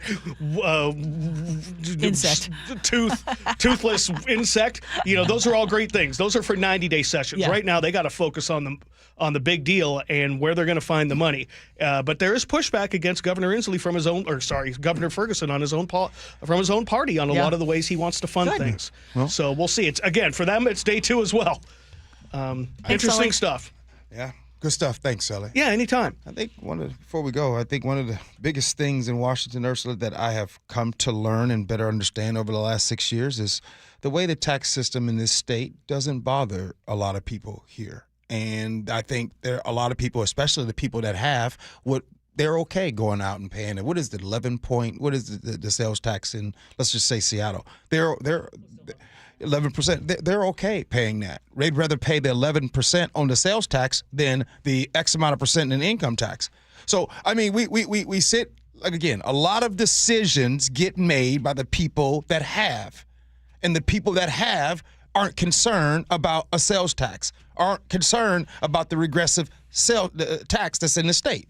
Like what area in your life, Ursula, that you're like, I felt that tax? Anymore? Yeah, what do you got? Property taxes. Okay, yeah. Property taxes just keep going up, and in fact, I don't know if we're gonna have a chance to talk about that right now because did you see that in Seattle we have actually may have taxed ourselves to the limit? I mean, as in literally. Mm-hmm. So, as you know, Seattle voters have said yes to some very big property tax measures over the past decade. We're talking about biggest transportation package, biggest housing package, education. And in fact, the 3 largest property tax levies in city history have all passed in just the last 3 years. Mm-hmm. And you brought up the income tax, which I think there would be a lot of people in favor of. And I say it each and every time we bring it up, it's just, where do you get the relief? You can't throw on an income tax and not show some relief elsewhere. Sure. And I think that is, for a lot of people, the biggest issue. It's like they don't have trust. Like we just talked about, Governor Ferguson said, I'm not looking for any additional taxes. I would rather make cuts before I look for taxes. And Chris correctly pointed out, last legislative session, he signed off on the biggest budget increase in history. So what was it? Do we know what the biggest driver of gentrification was? Property tax. So when it was able to raise, those homes that nobody wanted in the Central District back in those days, you were able to get those homes. So now if you own a home in Seattle, and you're paying those property tax, there's a part of me, a huge part of me, that does not think that you are hurting financially, that you are so bothered, that you are so annoyed by the sales tax, that you are willing to sell and leave this area. That's not happening here, because if you are the haves, you make out way better in not doing the state income tax than you do the dink and dunk tax. But don't you think there are people who, you asked me personally how it's going. You're talking to someone who's worked every day of her life for almost 4 decades, and I am a 2-income household. But there are people who are being priced out of their homes. But nobody cared. But the city of Seattle and people did not care about people being priced out of their homes, is what I'm trying to say. And so you can't all of a sudden start pretending to care, not you, in general now. Again, the biggest driver for gentrification was property tax. People didn't care then. And I don't believe people really care now. Text us, 888-973-5476, 888-973 KIRO. How much do you care about your property taxes going up every year? I don't think there's ever a fix for gentrification, by the way. The only way that places don't gentrify is they don't become popular destinations. It's like white people are getting gentrified now, basically, out of all these, not just Seattle. Stop right there. Now people are paying attention because of what you just said. What did you just say? White people are getting gentrified out of Seattle. Now people are paying attention. That's Edmonds. When it's a big deal. Right. Like I couldn't afford to live in Edmonds if I didn't live with my parents, and that's the city I was born in. It's a huge bummer. Yeah, I agree. And I don't believe, Ursula, is what I'm saying is I think that the conversation that we're having about the increase in different taxes, we're being taxed to death, is one that we're gonna keep having because the people that have in this state, that does not bother them. They would rather pay that than the state income tax, is what I'm saying. They make more, they make out better in this case. And that's why I'm saying it won't change. Well, and I would love to hear from folks who are strongly against a state income tax. What is the very specific, take out the constitutional part. We do amendments more often than you might realize. We do amendments to the Constitution. So take out the Constitution argument. It's against the state constitution. What is your biggest beef when it comes to state income tax? I want people to text in and tell me what it is. Before we leave this topic, I just want you and everyone else to know, I'm speaking for myself. Yeah. I make more money with this system the way it currently is. I just want to be crystal clear about this. And if they were to come with a state income tax, I would make less. Me too.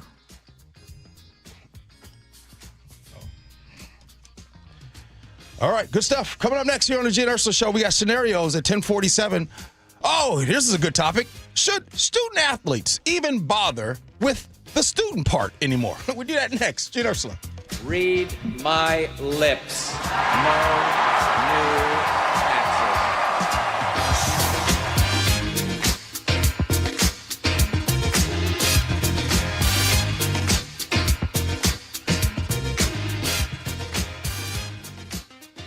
After a slugfest to win the NFL's toughest division, the number 1 seed Seahawks' first playoff opponent, naturally an NFC West rival. And Purdy goes down inside the 15-yard line. Seahawks, 49ers, Saturday. And Lumen will be rocking. All teed up. The road to the Super Bowl runs through Seattle. And KIRO Newsradio 97.3 FM and the KIRO Newsradio app. Are your investment dollars working as hard as they should be? You've spent years building your future. Don't let outdated advice put it at risk. Hi, I'm Jeff Jr., founder of Trajan Wealth. We're a veteran-owned firm proud to bring a new standard of financial care to the Seattle area. Our nationally recognized advisors are fiduciaries, ethically bound to put your interests first. That's the highest standard of care in the industry. As a privately held company, we answer to you, our valued clients, not shareholders. For households with $500,000 or more, let us build you a customized plan. From Bellevue to Tacoma, get advice you can count on. It's time to take a fresh look at your financial plan. Call Trajan Wealth, 206-656-3300. That's 206-656-3300. Trajan Wealth. Plan smarter, dream bigger. Advisory services offered through Trajan Wealth, LLC, an SEC-registered investment advisor. This is a special alert to all Americans who own a vehicle with less than 200,000 miles with an auto warranty about to expire or with no warranty coverage at all. Due to a decline in the economy, CarShield is announcing a low-cost month-to-month vehicle protection plan that is now available to the public to save any driver out-of-pocket expenses on future auto repairs. Call now to find out how you can pay almost nothing for covered auto repairs. Yes, you heard that correctly. Pay almost nothing for covered auto repairs. An open phone line has been established for all drivers to call for a free quick quote. Call 800-292-4541 now. Drivers who are covered will not have to pay for covered repairs again. This protection plan is at an all-time low. Additionally, drivers who activate this vehicle protection today will also receive free roadside assistance, free towing, and car rental options at no additional cost. Call us for your free quick quote today. 800-292-4541. That's 800-292-4541. What do you have to lose? Call 800-292-4541. Again, 800-292-4541. Xfinity is the network you can rely on. Like a close friend who will give it to you straight. The friend who will tell you that new haircut, it's not great. Friends make sure friends get good haircuts. And Xfinity makes sure you get a good deal on Wi-Fi. Xfinity gives you reliable fiber-powered Wi-Fi at our best price. Now through February 1st, get gig speed Wi-Fi for just $50 a month for 5 whole years. No strings, no commitments. Just super fast, reliable gig speed Wi-Fi with our best equipment and unlimited data included. Save yourself from questionable decisions and save over Verizon and AT&T. Xfinity, imagine that. Restrictions apply. Requires paperless billing and auto pay with stored bank account. Taxes and fees extra. Xfinity Internet powered by fiber and connected to premises by coaxial cable. Actual speeds vary. John Curley here. You know that moment when your house feels colder than it should? You turn up the thermostat and nothing? For over a decade, I've trusted the team at Home Comfort Alliance. They show up when they say they will, and they get straight to work, and they do it right. They've been keeping homes comfortable for over 40 winters. Remember, for all your heating, cooling, plumbing, and electrical needs, including standby generators, call the Comfort People, Home Comfort Alliance, or visit homecomfortalliance.com. Hey there, Dawn Riley with Olympic Hot Tub. It's our clearance savings spectacular, and you don't want to miss it. We're slashing prices on all 2025 hot tubs, saunas, and swim spas. Even bigger savings on floor models ready for delivery. And here's the best part, 0% interest financing through 2031. That's right, no interest for 5 years. Ends January 25th. OlympicHotTub.com. Better you, better life. Olympic Hot Tub. Breast cancer is a tough battle for anyone to fight. But when you can't work, care for your kids, or even put food on the table, that diagnosis can be devastating. I'm Dr. Suzette Miranda, a plastic surgeon who is proud to support Northwest Hope and Healing. Our mission is to provide a lifeline for breast and gynecologic cancer patients. We cover essentials like food, utilities, and childcare, so patients can focus on healing. For more than 25 years, Northwest Hope and Healing has distributed over $3 million to thousands of local cancer patients, and you can help make a difference in our community.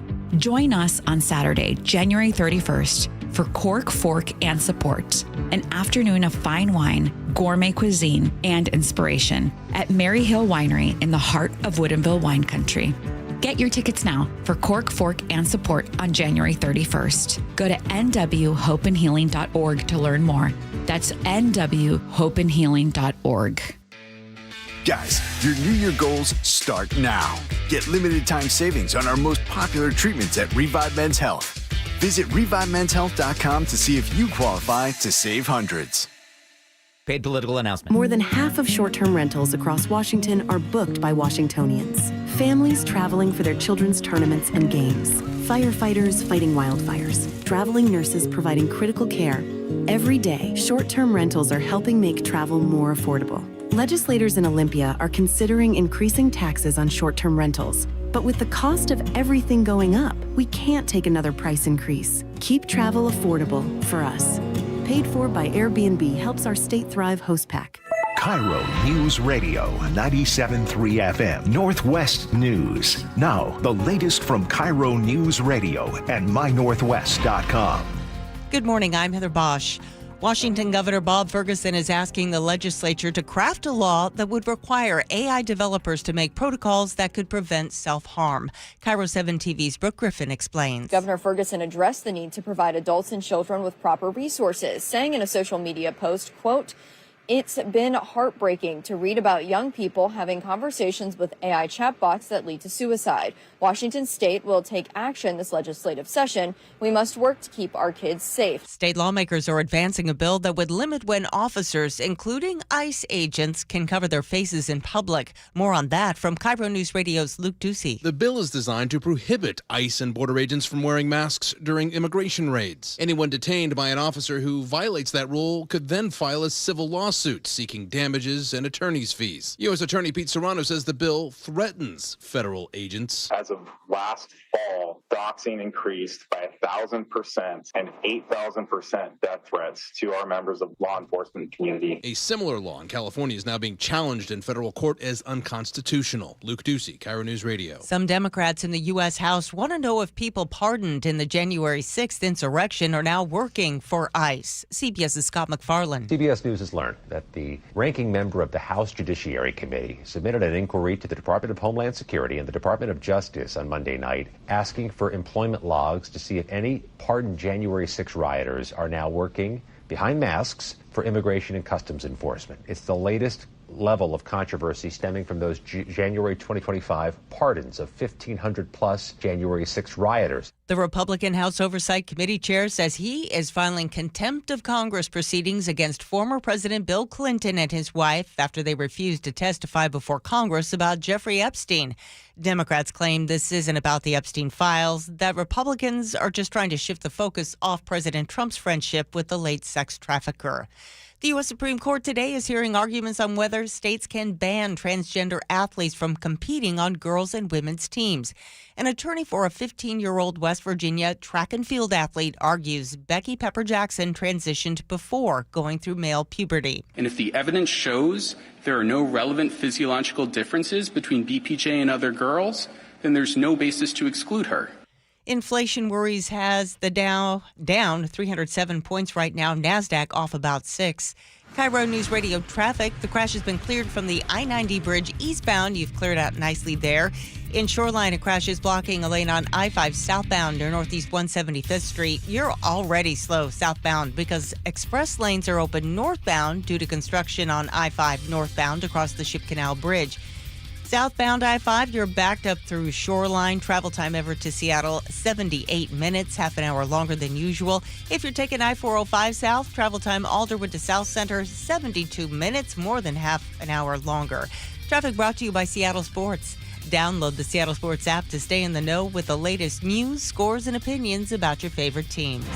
KIRO News Radio weather, partly cloudy with highs in the upper 50s. It's 55 in downtown Seattle. I'm Heather Bosch. Your best source for local news. You're listening to KIRO News Radio, Northwest News.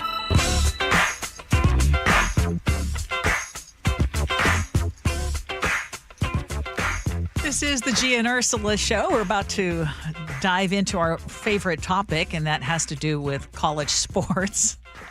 Should student athletes even bother with the student part anymore? And the reason we're asking this is because you might be surprised to learn, but professional minor league athletes are now allowed to play on college teams. So this was a first for me, but Gee, maybe you're totally aware of this. The first real test came in late September when point guard Thierry Darlin joined Santa Clara University, becoming the first former NBA G League player. Mm-hmm. Okay, so what is the G League? It's a developmental league, okay, kind of like minor league baseball.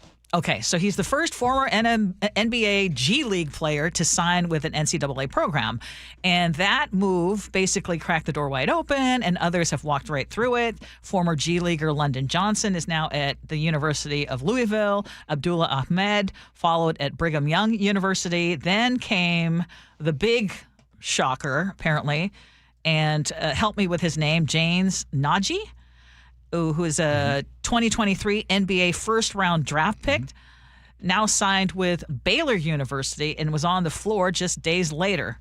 And so there are coaches who are like, what in the heck is going on, including Gonzaga's head coach, Mark Few, who told the Spokesman Review this new landscape is wild. And he says that without clear rules, players and programs are basically going to go overboard. Right. And what are you thinking of it? I'm thinking that I would much rather this be the system than the hidden ways of before. You see, there were a lot of people that were doing really well, college programs doing really well, who claimed we don't cheat, we don't give any players gifts they're not supposed to have, when that wasn't true. Mm-hmm. When NIL became legal, when it came legal for college players to make money off their name, image, likeness, what did Nick Saban do? Nick Saban was the head coach of University of Alabama. He retired. Now, don't you guys find it interesting, since NIL has been legal, it's been legal for players to make money, that a national champion has not come out of the SEC, where the SEC was dominant before. Mm-hmm. You see, there are a lot of people in all areas of life that don't want an even playing field because it ain't no fun when the rabbit got the gun. In this case right here about student athlete, hey, if you're someone who's like, hey, G, I don't like it this way, I understand. Because I think for the fan, this is not fun for the fan. What used to be fun for the fan, you guys don't want me to spell it out. It used to not be fun for the player. There you go. Yeah. And as long as you were able to be in the dark about things that were going on, people were okay with that system before. Mm-hmm. There's less cheating today than there was yesterday, if that makes sense. But people turn a blind eye. You know what it reminds me of? It reminds me of Little League, Ursula. Imagine in Little League where you have that kid that might be on the team that, I don't know, I don't know if he's supposed to be in this area. I don't know if he should legally be on the team. But this kid is helping our team win. So when you win, it's okay. But let the other team do it. And if you lose to that team, you and Lois are going to get together and find out and get to the bottom of why that kid was on their team. Mm-hmm. You see, when you're winning, it's okay. Mm-hmm. But when you start to lose, oh my goodness, clutch your pearls. Jeff in Long Branch says, LeBron James didn't go to college. Does he still have some years of eligibility? I mean, should there be any rules? And I am the most casual of fans. He played in the NBA. Mm-hmm.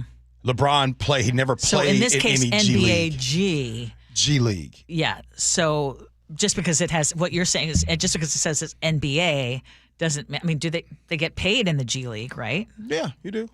Yeah, you get paid. Like 150,000. Yeah. Year.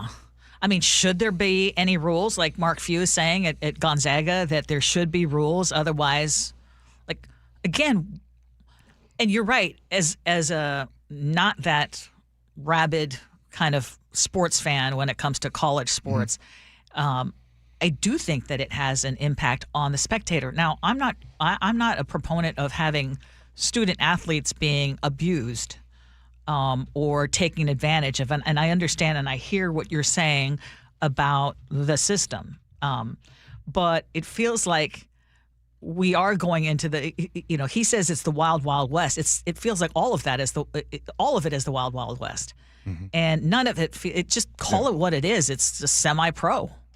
That's what it is. That's exactly what it is. Right now, there are kids that are losing scholarships, right? So if little Billy gets a scholarship to Kansas State, he's been there a year, and then he gets a letter, hey, just so you know, we're not going to be bringing you back on the team. That's what's happening. Now kids are starting to get fired.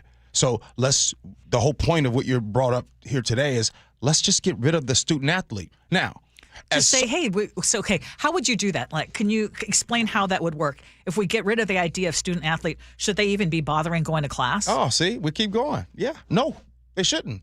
And so even though I am speaking this way, even though I'm speaking this way, I think the kids hurt more from this. You see, it's easy for me to talk about this topic because my kid's done with college, right? So, so it's real easy for me to say what I'm going to say. Yeah.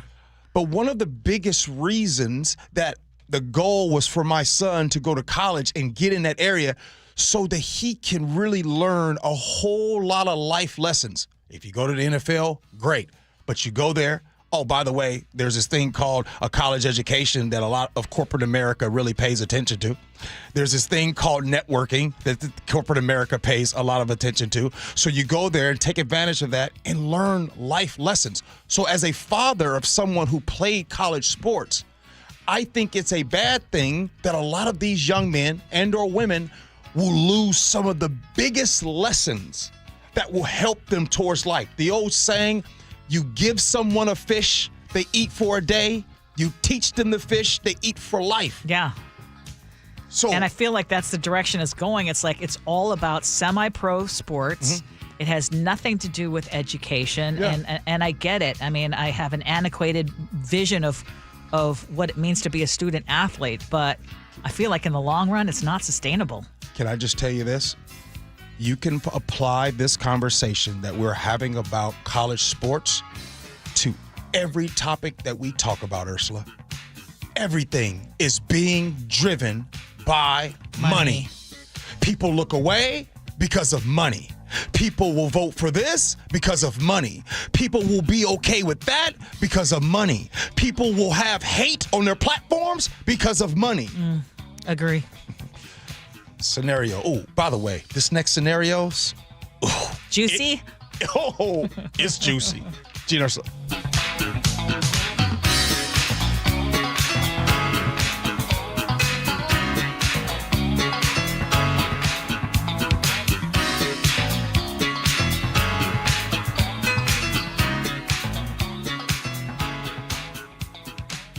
Seattle's Morning News, weekday mornings 6 to 9. Congressman Adam Smith, the ranking member on the House Armed Services Committee, situation in Minneapolis. I think this is just the obvious and terrible outcome of the way Trump has approached law enforcement. There seems to be no accountability, and the message going out is do what you got to do. There are no rules. There will be no accountability. Watch the full interview and subscribe to KIRO Newsradio on YouTube. If you own rental property, you don't want to miss this, especially in today's market. John Curley here from Madrona Financial. Are you a landlord? Are you actually making money?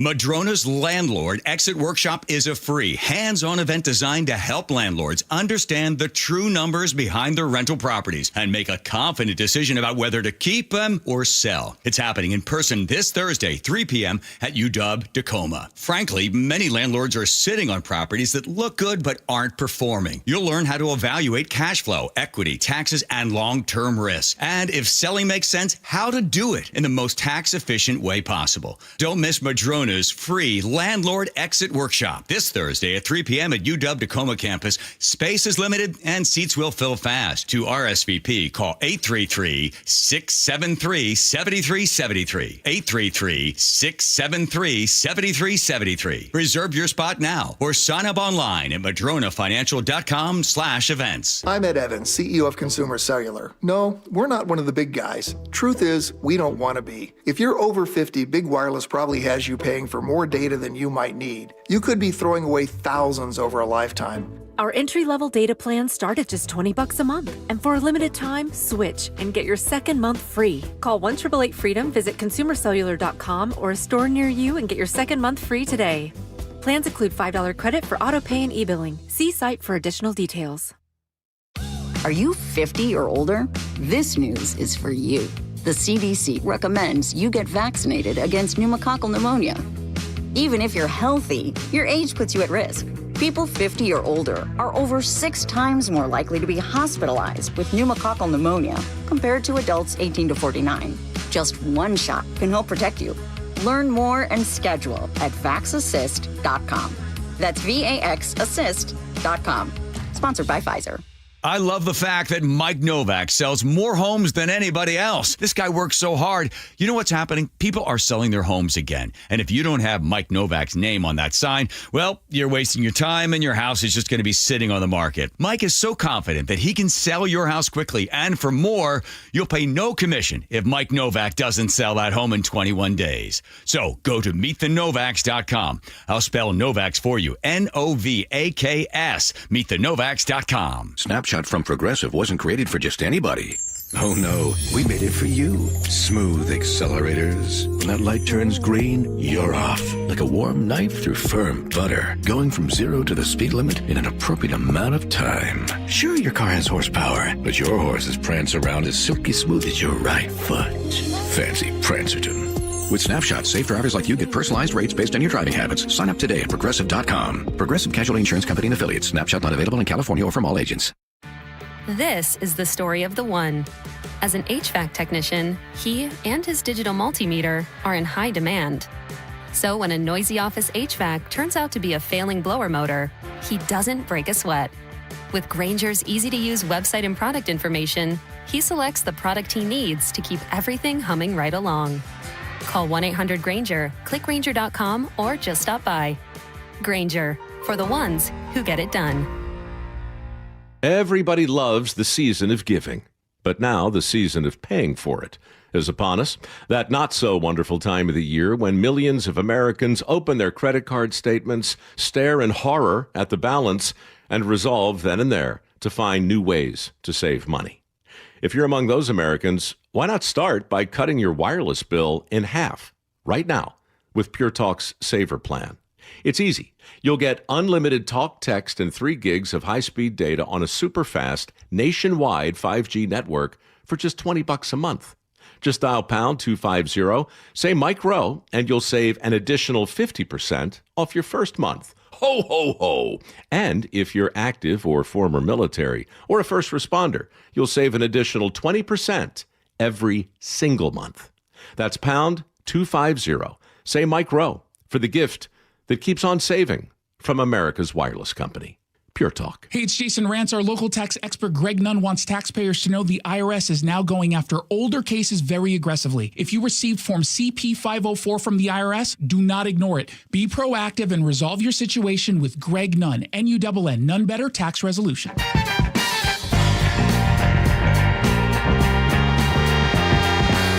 Let's get to scenarios. Here we go, yo. Here we go, yo. So what's the scenario? I noticed something. I noticed it every time the bills came up. Rent, utilities, groceries. Suddenly, the room would get quiet. She told me, my relationship that is, I just feel like a man should handle that. But she didn't and doesn't mind splitting the decisions. She doesn't mind splitting opinions. She doesn't mind splitting control. See, I don't mind leading, but leadership isn't just a sponsorship. And I feel like this partnership doesn't mean I have to carry all of this on my own. Now, I wasn't asking her to be a man. I was just asking her to be a teammate.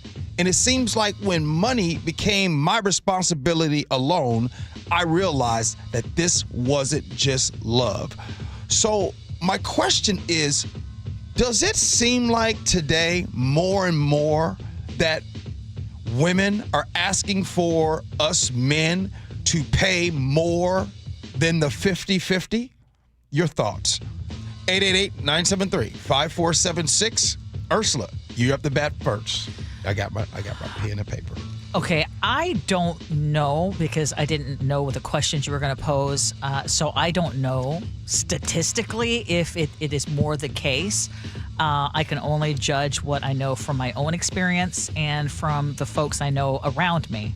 However, I would think that the trend would be that more and more women, as they are making more money and are more prevalent in the workforce, that it would be going the opposite direction, if you know what I mean, that women would be taking on more of the financial burden. And this idea that the wait, you're laughing. The man is this idea of the man being the provider, and that means even if you are making equal pay in your household, that he should be paying more, sounds like a not so great partnership. It sounds like, and I know that there are situations where there are folks, and let's just say, the saying, "What's mine is mine," and what's yours is mine, and what's mine is mine, and what's mine is mine. Yeah. And it sounds like that's the situation going on in that household, and you need to have that conversation. I've shared that what has really worked in our relationship, I've worked the whole time, Mark's worked the whole time. And what's really worked for us, it's not for everybody, but we have a joint account and we have our own separate accounts. He doesn't tell me what to do with my separate account. I'm free to do whatever it is that I want, but we have a joint account for our bills. If that makes sense. Oh, no, it does. It does. Yeah.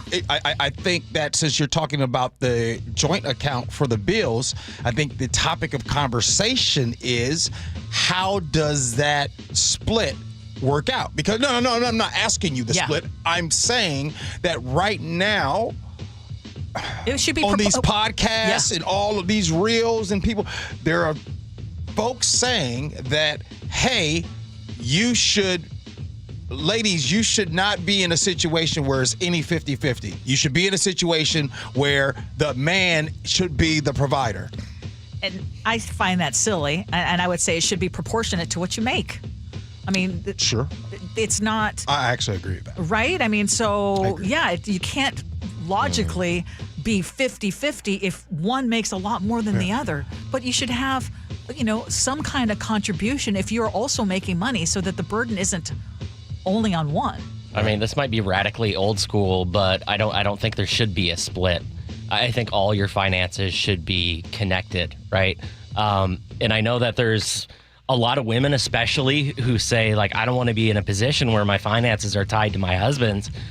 But as a couple, if you do not row your financial boat together, one or both of you likely isn't going to make the other shore. Because do you really want to be in a relationship where, like, hey, I can retire as the husband, but she's got to work another 20 years because I saved for my retirement, but she didn't save for her retirement? I'm sorry, but that doesn't even sound like a partnership if you're talking about That's exactly what we're talking about. Retirement. Because when you're talking about, like, 50-50 split or any kind of a split, usually it's like, we put this money together to pay the bills, and everything else, that's what we can do what we want. We can go on vacation, we can save for our own retirement, and that's why I think that system is awful, but I understand why people do it. I think that the things that we say and do today are it's outdated. And it's outdated because the cost of living. Now, look, 30, 40 years ago, one income could take care of the entire household. That's not, on our show, Ursula, we're constantly talking about affordability. That's probably one of the number one topics in America that is happening right now. So that's number one. Number two, I will say this one thing. It's like putting some fries in the grease and backing up. I'm going to say it, Ursula. Here we go. Some of y'all fellas are expecting these ladies to do things like they did 30, 40 years ago, and then you're expecting 50-50. Oh, you're about to roll out right out of the studio. You're almost afraid to own that statement. You're expecting the laundry and this and this and this, and then you're still expecting a 50-50. No, player, you got to pay like you weigh. They want to have their cake and eat it too, huh? But you know what? I do see signs of a little greed and selfishness these days when it comes to dynamics in a relationship where expectations, I think, are starting to get out of hand. And maybe the thought of a provider was more valid decades before when there was less equality. But this is 2026 and the 21st century, folks, where all aspects of life are seeming to get more and more opportunities. So I'm in the party of finding fair partnerships with a soulmate or whoever, rather than putting your foot down on one end to make the other take care of you. Lean on me. Some want that in their life, and to each their own. When one works and the other doesn't, but that's rare, and both sides should provide if both are finding sources of income. That's just me, though. And I think you nailed it, Nick, in that you said it should be fair and it should be something that you both agree on. Wendy and Everett said, I'm female and I'm the primary breadwinner. My husband's a stay-at-home dad that does all the housework. He's much neater than me and loves his routine. I love going to work and coming home to a clean home and the kids that have been taken care of. Shout out to you, Wendy. Come on out, Wendy! And then there's Kirk in Mount Vernon who says, yeah, that's not going to work. My wife knows how to run my excavator. She'll just bury me in the backyard. Now before I go, I want to just say, because Wendy, shout out to Wendy, she just texts in. Wendy has a great thing going.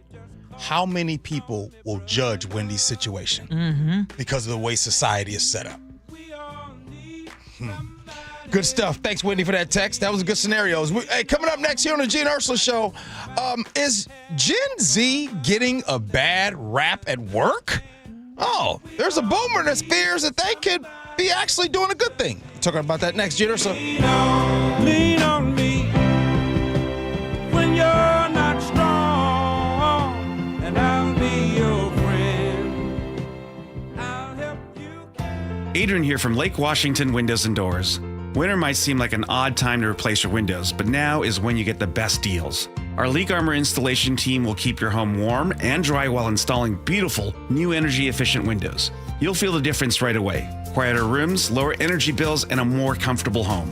Right now, save $600 on windows and $1,500 on doors from Lake Washington Windows and Doors. Plus, enjoy 12 months same-as-cash financing. Visit lakewashingtonwindows.com. Start the new year taking active liver supplements from New Nordic. Online at Amazon or newnordicusa.com or at CVS, ShopRite, Meijer Grocery, or Wegmans. Attention! Have you racked up $10,000 or more in credit card debt? Are you barely getting by making minimum payments?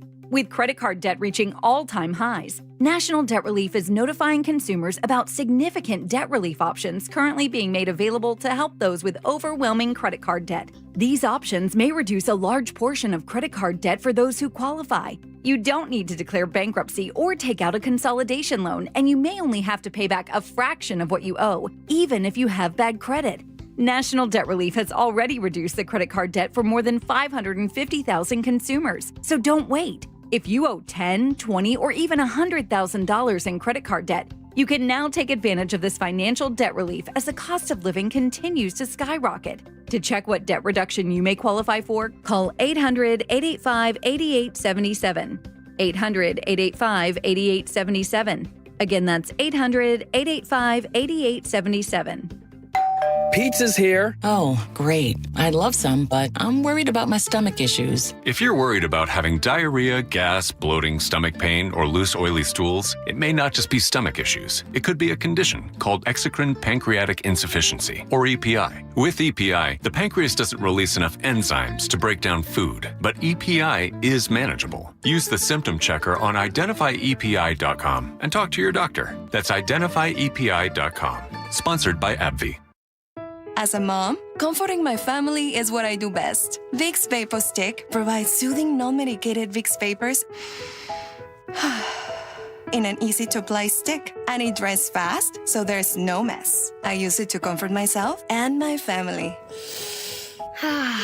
Thanks, Mom. Vicks Vapo Stick, soothing comfort for the whole family. And try Vicks Vapo Shower Max for steamy Vicks Vapors when you need more comfort for yourself. Use as directed. Did you know that 25% of your home's heat loss is through your attic? Hot air rises, and if your attic isn't properly insulated, the hot air is going to rise right through your ceiling, into your attic, and out your roof that's far past its half-life. That sounds cold and expensive. Hey, this is Jake Skorheim. If this sounds like your house, it's time to call Valentine. And right now, Valentine has a great winter special. Bundle attic insulation with any new roof, and you'll save an additional 10% off your entire project. Plus, with Valentine's financing options, they make it easy. No matter what your home needs, insulation, gutters, siding, or a new roof, you are guaranteed the Valentine experience. Seamless communication, meticulous cleanup, and extra mile service, even in winter weather. My home is protected by Valentine. They keep me off the roof, which my wife and kids are extremely grateful for. I trust them to help you too. To lock in your winter bundle savings, call 206 Roofing today. Again, that's 206 Roofing. And remember, when you see the red Valentine vans, you know your home is in good hands. 206 Roofing. KIRO FM and HD1, Tacoma, Seattle. This is CBS News on the Hour, your home for original reporting. I'm Jennifer Kuiper. Thousands of Iranian protesters are feared dead, and President Trump, who's in Detroit, was just asked by a reporter if he knows how many protesters have been killed. Nobody's been able to give me an accurate number. I have heard numbers from everything's a lot. One is a lot. Trump is telling them that help is on the way. More on that from CBS's Linda Kenyon. President Trump took to social media and said, quote, Iranian patriots, keep protesting. He also wrote, I have canceled all meetings with Iranian officials until the senseless killing of protesters stops. Help is on its way. It is not clear what the president means when he pledges help and whether that involves U.S. military intervention. The Supreme Court has heard arguments today on whether transgender athletes should be banned from girls' and women's sports teams. The latest from CBS's Michael Wallace. The Solicitors General of West Virginia and Idaho defended their state's bans, arguing transgender girls have an unfair physiological advantage. Joshua Block is the attorney for 15-year-old West Virginia high school athlete Becky Pepper Jackson, who transitioned to female when she was in the 3rd grade and never went through male puberty. And if the evidence shows there are no relevant physiological differences between BPJ and other girls, then there's no basis to exclude her. Michael Wallace, CBS News. The Clintons and Republican House Oversight Committee Chair James Comer are lashing out at each other over the former president and first lady's refusal to comply with a subpoena in the Jeffrey Epstein probe. Comer says he'll start contempt of Congress proceedings against former President Bill Clinton after Clinton didn't show today. One reason I think most Americans want President Clinton to answer some questions is because he visited the White House. Jeffrey Epstein visited the White House 17 times while Bill Clinton was president. The Clintons wrote a letter to Comer calling the subpoenas unenforceable. More pushback to President Trump's anti-immigration tactics. Minnesota and the Twin Cities have filed a lawsuit alleging ICE agents have invaded the area, violating residents' constitutional rights. They want them out. CBS's Lana Zach in Minneapolis. With clashes continuing between federal law enforcement and demonstrators Monday, the lawsuit pointed to several alleged uses of excessive force. That's fine, dude. I'm not mad at you. Including by the ICE agent who shot and killed Renee Good last week. Nearly 15,000 nurses are on strike in New York City, mainly over health care benefits and workplace safety. These patients say of their treatment, I'm fine. I don't know what's going on over there, but I was over there and everything was fine for me. Business as usual. Didn't make any difference to me at all. Stocks are down on Wall Street. This is CBS News. Take control of your financial life. Follow and listen to Money Watch with Jill Schlesinger on the free Odyssey app or wherever you get your podcasts. Body cam video of a carjacking of a state trooper. Details coming up. But first, KIRO News Radio traffic in Burien. A crash is blocking all lanes of southbound State Route 509. Traffic is being diverted to 160th Street. 2 lanes of I-5 northbound on Seattle Ship Canal Bridge are closed for road work. Express lanes have been open northbound all morning, putting pressure on your southbound commute. You're backed up on I-5 to 145th Street. Travel time ever to Seattle is about an hour, half an hour longer than usual. If you're taking I-405 south, travel time Alderwood to South Center, also about an hour. Traffic brought to you by the KIRO Newsradio App. Text app to 888-973-5476 to download the KIRO Newsradio App. Listen to your favorite shows and get the latest news. KIRO News Radio 97.3 FM Northwest News. Now, the latest from KIRO News Radio and mynorthwest.com. Good morning, I'm Heather Bosch. Witness video on this went viral. We now have body cam video of the Christmas Day carjacking of a Washington state trooper. It happened after troopers approached a man who was walking on I-5. Yeah, get off the road. Here, get off the road. Please, bro. The man opens the trooper's car door and slams her to the ground. No! The suspect drives off, but another patrol car bumps into the stolen car, stopping it with a pit maneuver. The suspect was arrested on felony charges. Victims want to know why a repeat Seattle area offender is still on the streets. KIRO 7 TV's Madeline Ottley reports. It happened in broad daylight on a busy Ballard Street. He jumped and grabbed me. A woman driving intervened and the man ran off.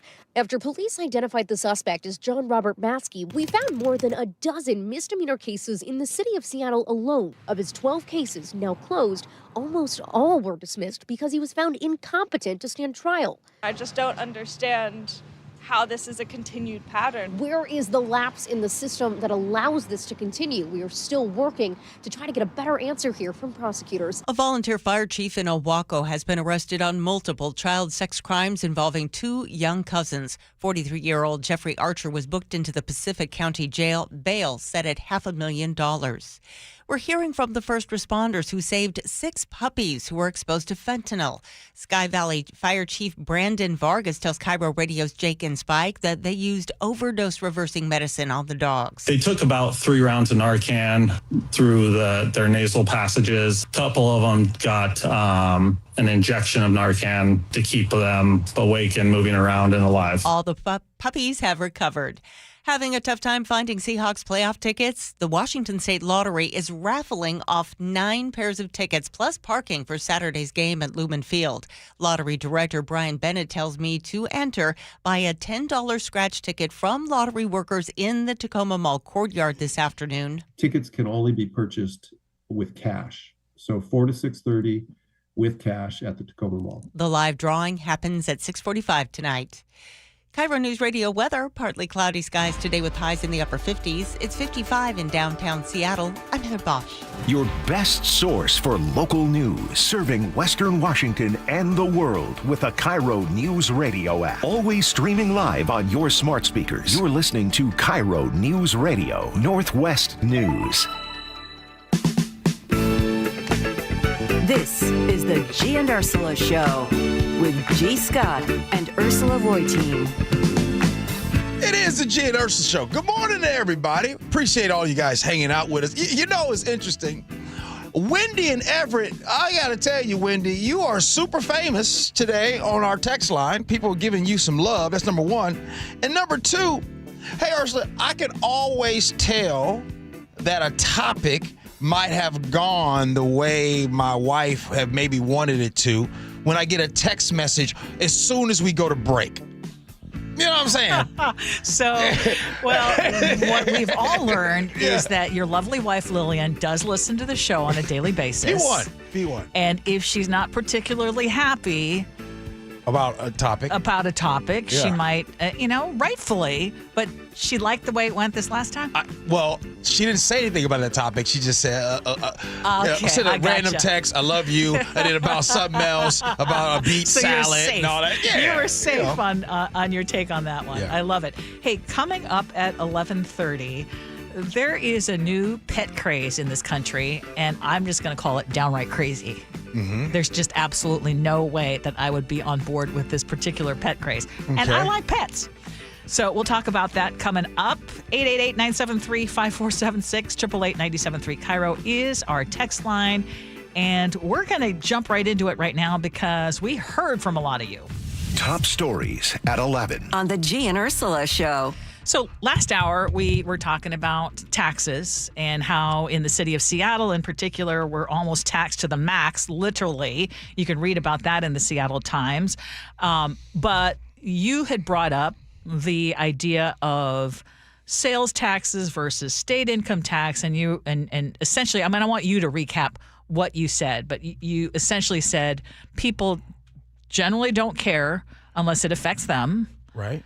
And then also because a lot of folks are doing really well. It boils down to, you're not going to support something like a state income tax, even though it might benefit a lot of people. So in 2026, I know you're not, there are some resolutions that I made. One of the resolutions that I did make was I am not going to continue to get my blood pressure up in arms about things that, sometimes I'm fighting for something, like I'm fighting for topics that doesn't really necessarily impact me. So for an example, when we are talking about the sales tax, I'm saying not enough people care enough for the system to be changed. And for the system to be changed, that will require a state income tax, to which most people say, no, we don't want that. And I'd also argue that the people that have in this state would much rather the tax system stay this way. For an example, I also said the way the taxes are set up currently right now, I said I benefit. You said you benefit. So if you benefit and I don't benefit, like them. I would be okay with a state income tax if there could be a way to guarantee, and right now there isn't, but if there would be a way to guarantee that other taxes, I'm not okay with property taxes going up and up and up and up, not because I can't afford it, but I see a lot of people who can no longer afford it. Okay. And you take issue with that. It's not that I don't believe that. Well, I just don't think people care enough about others for there to be an impact. The only way there's an impact is if it bothers you. For an example, when and I keep bringing it up because this is a clear example. When gentrification was happening here in Seattle, and people probably were like, hey, that's unfair. They had grandma's house free and paid off. Oh, my goodness. I can't believe they can't keep the house. Meanwhile, somebody says, hey, Michael, I would like to buy that house over in the Central District. I can go buy that house right now for $300,000. Oh, if they cared so much, then they wouldn't have gone to buy the home. No. I'm just saying nobody cares enough. So I'm not going to get my blood pressure up. Yeah. And if you guys want the system to stay this way and you want a new tax every day, I'll pay it. Yeah, and no one wants a new tax every day. I will tell you that because 360 says, I am retired and I'm on a fixed income. I am worried for a state income tax because it means another tax on top of all the taxes that exist now. I have never heard of a tax decrease. John in North Bend says, I am against the state income tax because I don't trust our politicians to reduce or remove all the other taxes, primarily property taxes. And that's what I was saying last hour. Doug in Shoreline says, I'm for a graduated income tax. I'd like it to be tied to at least a token reduction in property taxes. Mark says Democrats are not common sense people. The only thing they do is raise taxes. I'm retired, so all I can do is spend less. I don't go to restaurants. I won't buy my car tabs this year. Tara in Mill Creek says, if the state amends the Constitution to allow an income tax, how can taxpayers be confident it won't eventually be extended to apply to a much broader group of earners, especially since income thresholds would be set by lawmakers and could be changed over time? And if an income tax is implemented, will existing taxes be reduced or eliminated? If so, which ones? And how long would those changes realistically last? Okay.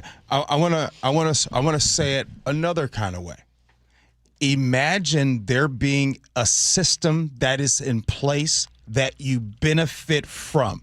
you know you benefit from this system. It's not a popular system, and you tell people, oh my goodness, I can't believe it. But in real life, without what you say, you literally benefit from the system. Your urgency to change the system is just not there. And so what I'm saying is this. I don't care what people say.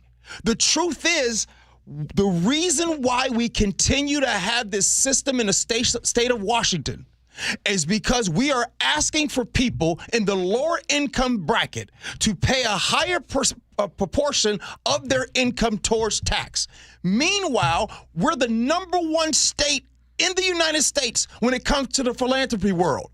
We have a system here where there are so many loopholes. So again, I'll just say this again. I ain't about to lose my blood pressure and raise it up for this, because this system, the way it is designed, is fitting me. So why am I fighting? Yeah, so how do you fight against the system? The only way you can do that is to vote. Correct. Ursula, we've been voting in this country forever, and the system's not fixed. The only way to fix the system is that the people at the top are impacted. The people at the top are making money, so the system will never change. It will continue to be broken. I think one of the reasons, it's not just voting, it's messaging to people about how things will actually impact them versus fear tactics, right? Because most people in Washington believe that if there is an income tax enacted, it will hit them at some point regardless of what their income level is. And there are a couple arguments against why people don't want an income tax. One is it's going to come down to me eventually, right? Another is we don't want the state to add another tax, just figure out how to cut the budget. And the third is, well, look at other states. When they have an income tax, how bad it gets. We had 4 different people mention California. I just want to give you a comparison of what you would pay in California, depending on your income. If you're in the bottom 20%, you pay, let's see here, 10% in state taxes. Like, that is what you pay. Here, the poorest 20% of people here in Washington pay nearly 18% of their income in taxes just to the state of Washington. That doesn't account for Social Security, all that kind of stuff, right? The top 1% here, they pay 3% of their income. Yeah. And what happens is a lot of the people who are impacted the most will argue in favor of those who are benefiting from this tax structure the most, if you know what I mean. They're betting against and voting and fighting against their own best interest. That's what's crazy. And you and I have both talked to politicians who say, we know that this is something that needs to happen, but we're not willing to put our necks out there to say this is what we want to have happen. Dan in Maple Valley texted in and said, and it was addressing me when I said, don't mention constitutional reasons for opposing the tax. That's the first thing. But we know that there have been amendments made to the state constitution if there is a will. Right? I mean, so that's the only reason. I believe in following the state constitution, and I believe in following the U.S. Constitution. But I'm just saying, I think that people, beyond the constitutionality of it, they just have this fear of adding one more tax.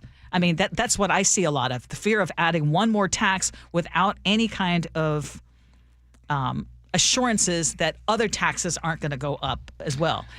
And again, I want to say that yeah, there are a lot of people who are okay with it, but I think there are a lot of people who are very much on the edge, and additional property taxes will mean the difference between them being able to live in their house in retirement or not. And I feel like I have to explain this every single time, because we hear, oh my gosh, there's always a new tax. There's always a new tax. Why is that? It's because we all voted for this system. All of the people who complain about all the new taxes voted for this system in 2001 when they passed Tim Eyman's initiative 747. That limited tax increases on property tax increases to 1% per year. Think about all of your bills. How many of those go up 1% or less every year? I can't think of a single one. And so property tax, aside from sales tax, is the largest revenue driver for local government and state government. we voted to say that cannot be increased, like just at the rate of inflation. So you have to find other revenue sources. And speaking of voting, I also think less than 40% vote on some of these things is not. It is abysmal, to say the least. But I want to make sure that you've said everything that you want to say. I really have, and I think that we talk about this topic, and I think we come to the same conclusion. Overwhelmingly, most people text in. They're like, "Hey, I don't trust the income tax. I don't trust the income tax." To which I'll say, "Okay."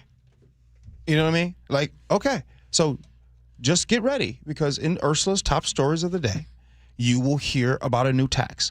And another thing you will hear about is our school districts, right, not having enough funding. You'll hear about people saying no and not voting yes on levies. You will hear also about the shortfall that is happening in these school districts. The Kent School District being one of those. How they are going to have to get millions, try to find millions because they are in the deficit.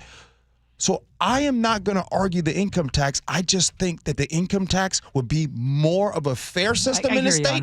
Yes. But one thing I'm learning about the game, like, hey, G, you can talk all you want to, man, but this system is going to keep going because it's the rich people, the people that have a lot, they control the system, and they want us to argue and fight about it. Yeah.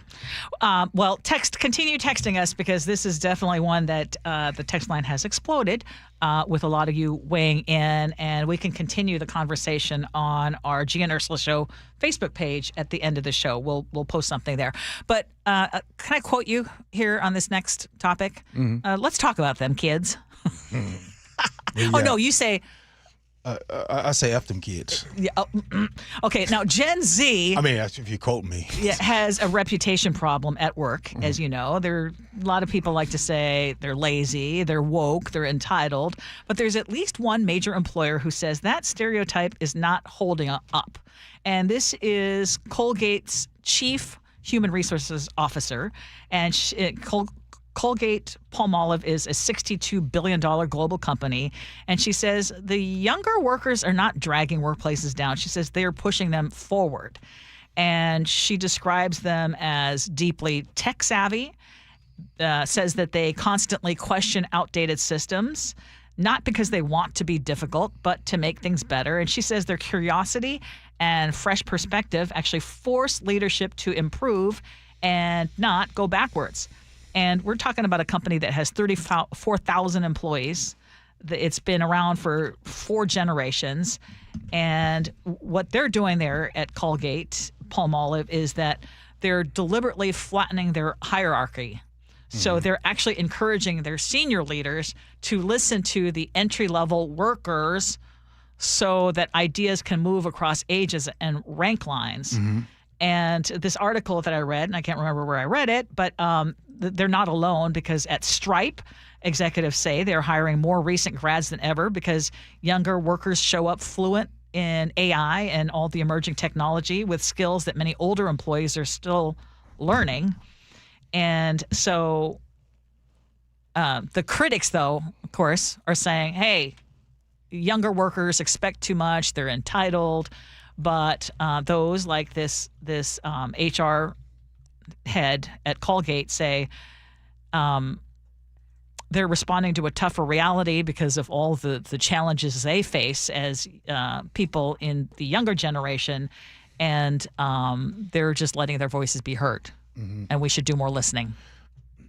Well, first, let me start off with I feel like Gen Z, and I have been on record by saying this, are exceptionally smart. They're smarter than we were and are in some areas, right? I'll give them that props. I think obviously technology, they're born with it, right? They came out, the baby in the back of the car, back in the day, Ursula, we were in the back seat. We just used to stare out the window. That's all we did. And Gen Z, they had the iPad. Hey, give little Johnny the iPad. And so little Johnny knows how, and this is the reason why if you have computer issues, what's the first thing you do, folks, if you have a computer issue? You ain't calling on G. You calling on somebody younger in the office to come and help you with your technology issues. I just had that yesterday. was having a printing issue. The thing that Gen Z has, the same as when I was thinking about this, and I read through this article. Matter of fact, you sent it this morning, so I read it then. The difference that I'll say with Gen Z and Gen X and us baby boomers, they're no different than us when it comes to thinking they know it all. No, there's no different. Like, we were the same way. We thought we knew everything. Yeah. The difference is, Gen Z, I would say your margin of error is much smaller than ours were. Say it louder, bro. And so seriously, so I'll say this. Yes, we were know-it-alls too, but we also knew it all, did all these things dumb. I'm speaking for myself. I did all the dumbest things and came out okay. Gen Z, you don't have that room. And so I would encourage you to listen to Gen X or some baby boomer in your life that's got some life experience, because you don't have the room to be like, oh, I know everything. Oh, my goodness. You just don't. So you have the smarts. Now listen to somebody who has come before you and get the game. And I love that. And conversely, I would also encourage those of us who still feel like we know everything to open up the possibilities. What did I just say walking in here? I was like, oh my gosh, I just love Sophia. I mean, I forget that she's 23 years old. She shares things. We're working on a little project together, and I'm looking at it. Oh, I love these ideas that she's come up with. And I think we have to be open to the idea that, hey, someone much younger, someone who could be my kid's age or my grandkid's age, may know more about this than I do. Can I give you all my secret?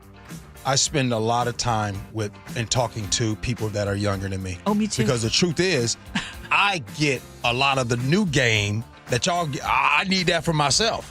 Yeah. You know what I'm saying? Yeah. Nick, you got an old soul, man. And you know, you're not a know-it-all either. And you know what? And you brought up a good point about young people not really having any room for error to get second chances like back in the day. Well, I'll say this to the older people. Maybe give more leeway to the young people so that they don't feel that way. Maybe instead of just giving them straight up advice, find ways you can, support them in the community. Can I answer you something? You ready to hear this? We don't care enough. People don't care about others enough. So you can say we have no room for error, but it's still unfair. Guys, I'm about to turn 50. I'm about to say the quiet part out loud. We fake that we care, and a lot of times we actually don't. More next on the Gee Ursula Show.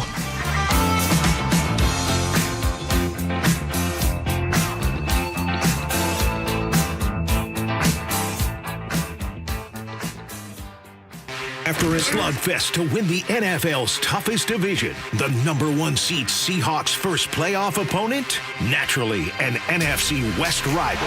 And Purdy goes down inside the 15-yard line. Seahawks, 49ers, Saturday. And Lumen will be rocking. All teed up.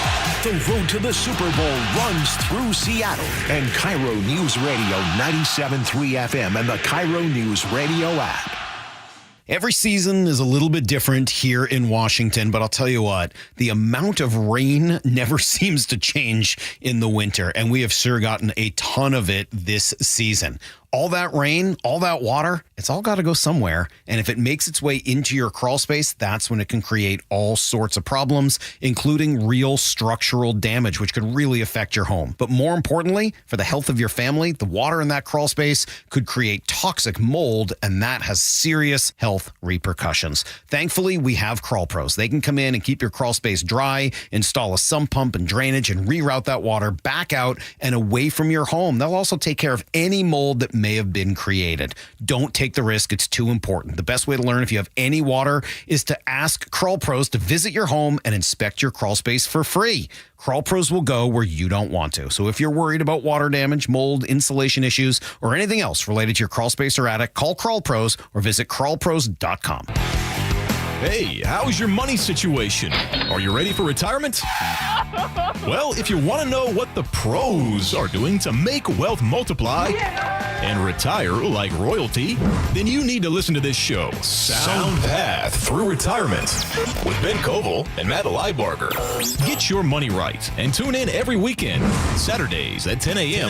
and noon on KIRO Newsradio 97.3 FM. Paid political announcement. More than half of short-term rentals across Washington are booked by Washingtonians. Families traveling for their children's tournaments and games. Firefighters fighting wildfires. Traveling nurses providing critical care. Every day, short-term rentals are helping make travel more affordable. Legislators in Olympia are considering increasing taxes on short-term rentals. But with the cost of everything going up, we can't take another price increase. Keep travel affordable for us.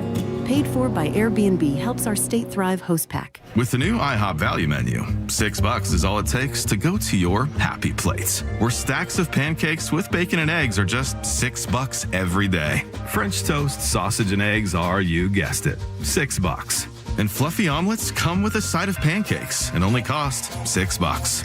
Go to your happy plates every day at IHOP. $7 in some locations. Available every day for a limited time at participating restaurants in the U.S. Hours may vary. No substitutions. Not valid with other discounts or promotions. Prices may vary. Tired of hearing scary radio ads about the IRS? Tax Relief Advocates is different. TRA is here to tell you that if you owe money to the IRS, whether it's $5,000 or $500,000, we have a solution. TRA can eliminate or reduce what you owe to the IRS with zero risk to you. We have over 1,000 5-star reviews on Google and an A+ with a BBB. End your tax nightmare today by visiting TRA.com or call 800-583-6681. That's 800-583-6681. Hey, it's Jason Rantz. Our local tax expert Greg Nunn wants taxpayers to know the IRS is now going after older cases very aggressively. If you received Form CP-504 from the IRS, do not ignore it. Be proactive and resolve your situation with Greg Nunn, N-U-N-N, None Better Tax Resolution. Well, I'm here with my good buddy, Dr. Dan Nelson from Eastside Pain and Regenerative Medicine, and you've heard from Dr. Dan's patients over the years how a simple stem cell procedure is successfully conquered their pain. Well, folks, now it's my turn. After years of dealing with knee pain from all the football abuse, I can say my knee pain now is almost 100% gone. How'd you do it, Dr. Dan? Well, Brock, personally, I'm very happy that you did so well. And your story is like so many of our other patients who come in, former athletes and non-athletes as well, who have come in with chronic knee pain,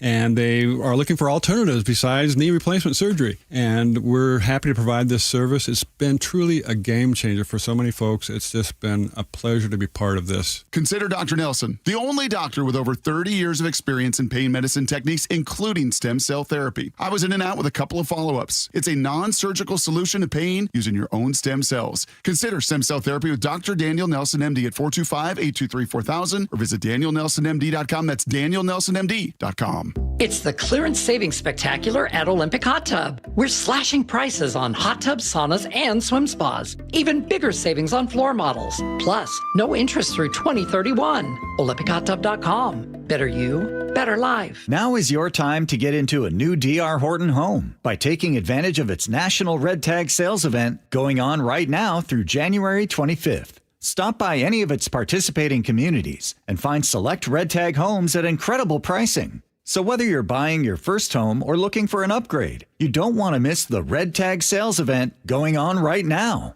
Discover the D.R. Horton difference. Visit drhorton.com. D.R. Horton, America's builder and equal housing opportunity builder.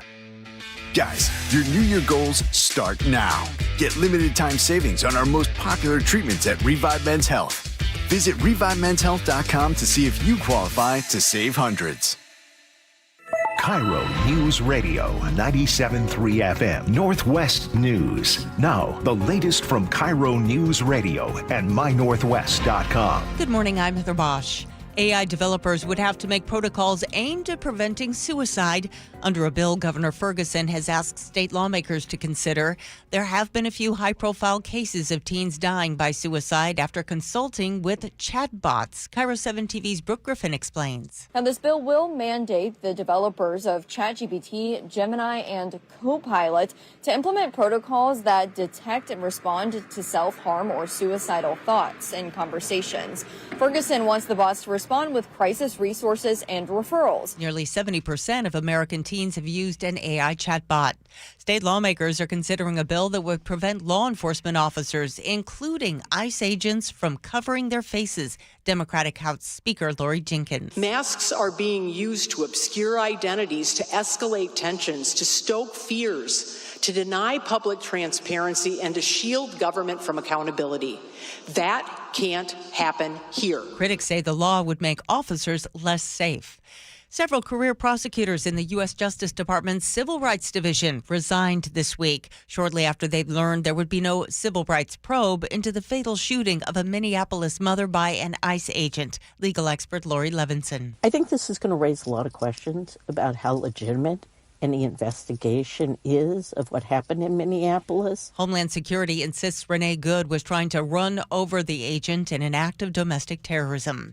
Former President Bill Clinton and former Secretary of State Hillary Clinton are refusing to testify in a House committee's investigation into Jeffrey Epstein. CBS's Allison Keyes explains. The Clintons are calling a subpoena for them to testify before the House Oversight Committee invalid and legally unenforceable. In a letter to Republican Committee Chair James Comer, the former president and former Secretary of State say what you are doing is trying to punish those who you see as your enemies. The Supreme Court is hearing arguments on whether states can ban transgender athletes from competing on girls' and women's sports teams. Idaho Attorney General Alan Hurst insists. Tragically, but not surprisingly, male athletes have even injured female athletes in many sports.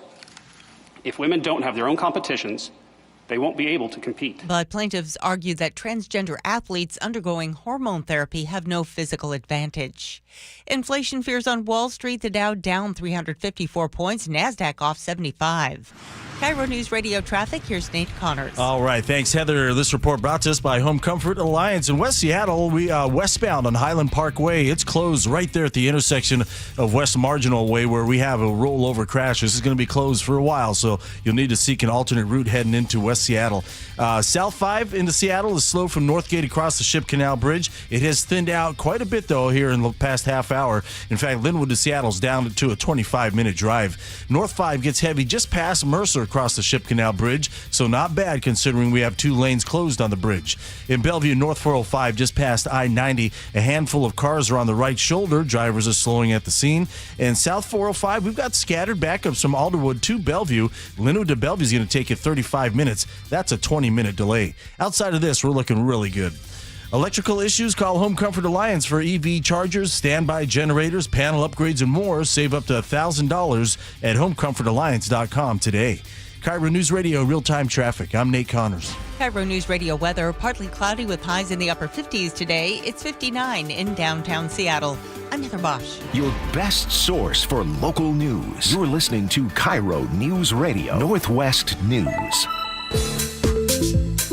This is the Gee and Ursula Show. Happy Tuesday to all of you. It's time for us to agree to disagree. And as always, it's brought to you by Guardian Roofing and Gutters. One of these days, we just got to take off the gloves. Just really go at it. I got to say something before I start in. We have some really, really smart listeners. Oh, yeah, we do. The conversation on the text line about property taxes, amazing. So keep texting in. Yes. Anyways, the Washington Post this morning says you should consider a jumping spider as your next pet. They say, if we can get beyond our fears, spiders, beetles, caterpillars, and other creepy crawlies can make fine family companions. And they point to an apparent soaring interest in insects as pets. What say you, Ursula? I say, hail to the no. The only thing that's jumping when it comes to spiders is me. And I wouldn't. The thing is, when you have a pet, I feel like you have the connection that you have is like I look into Scooter's eyes and I truly think he knows what I'm feeling and vice versa. And I don't want to look at a spider. What am I going to do with that spider besides just recoil? Because I think that spiders, and I know that they're important for the ecosystem, blah, blah, blah. The only thing I like about spiders is that they create beautiful webs. Otherwise, I am calling anyone, whoever is close to me in the house, to help me out and get that spider. I don't want it as a pet. So I'm going to choose to answer this in a different way. Of course, you all know my first response would be hell no to this. But at the same time, I think that this topic and any other topic is like, if you have never been around something, if you've never associated with something, animal or not, right, you might have a no, I don't want to be around that, or you might have a certain type of way. I never grew up around spiders. I never grew up around mice. I never grew up around hamsters. I never grew up around insects and or rodents. They all scare me. Yeah, me too. But I would assume that there are some that's like, hey, actually, G, no, you're wrong. So I'll just say this.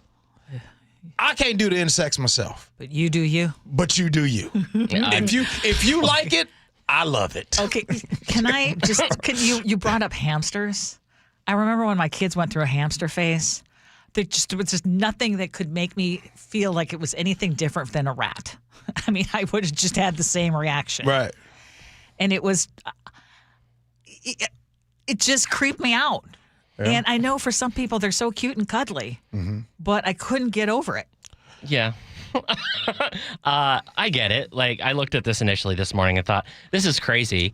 I also had a secondary thought that is, it kind of makes sense in an economy where a lot of people are giving up their pets or can't afford to have pets or are living in smaller spaces where they may not be allowed to have them.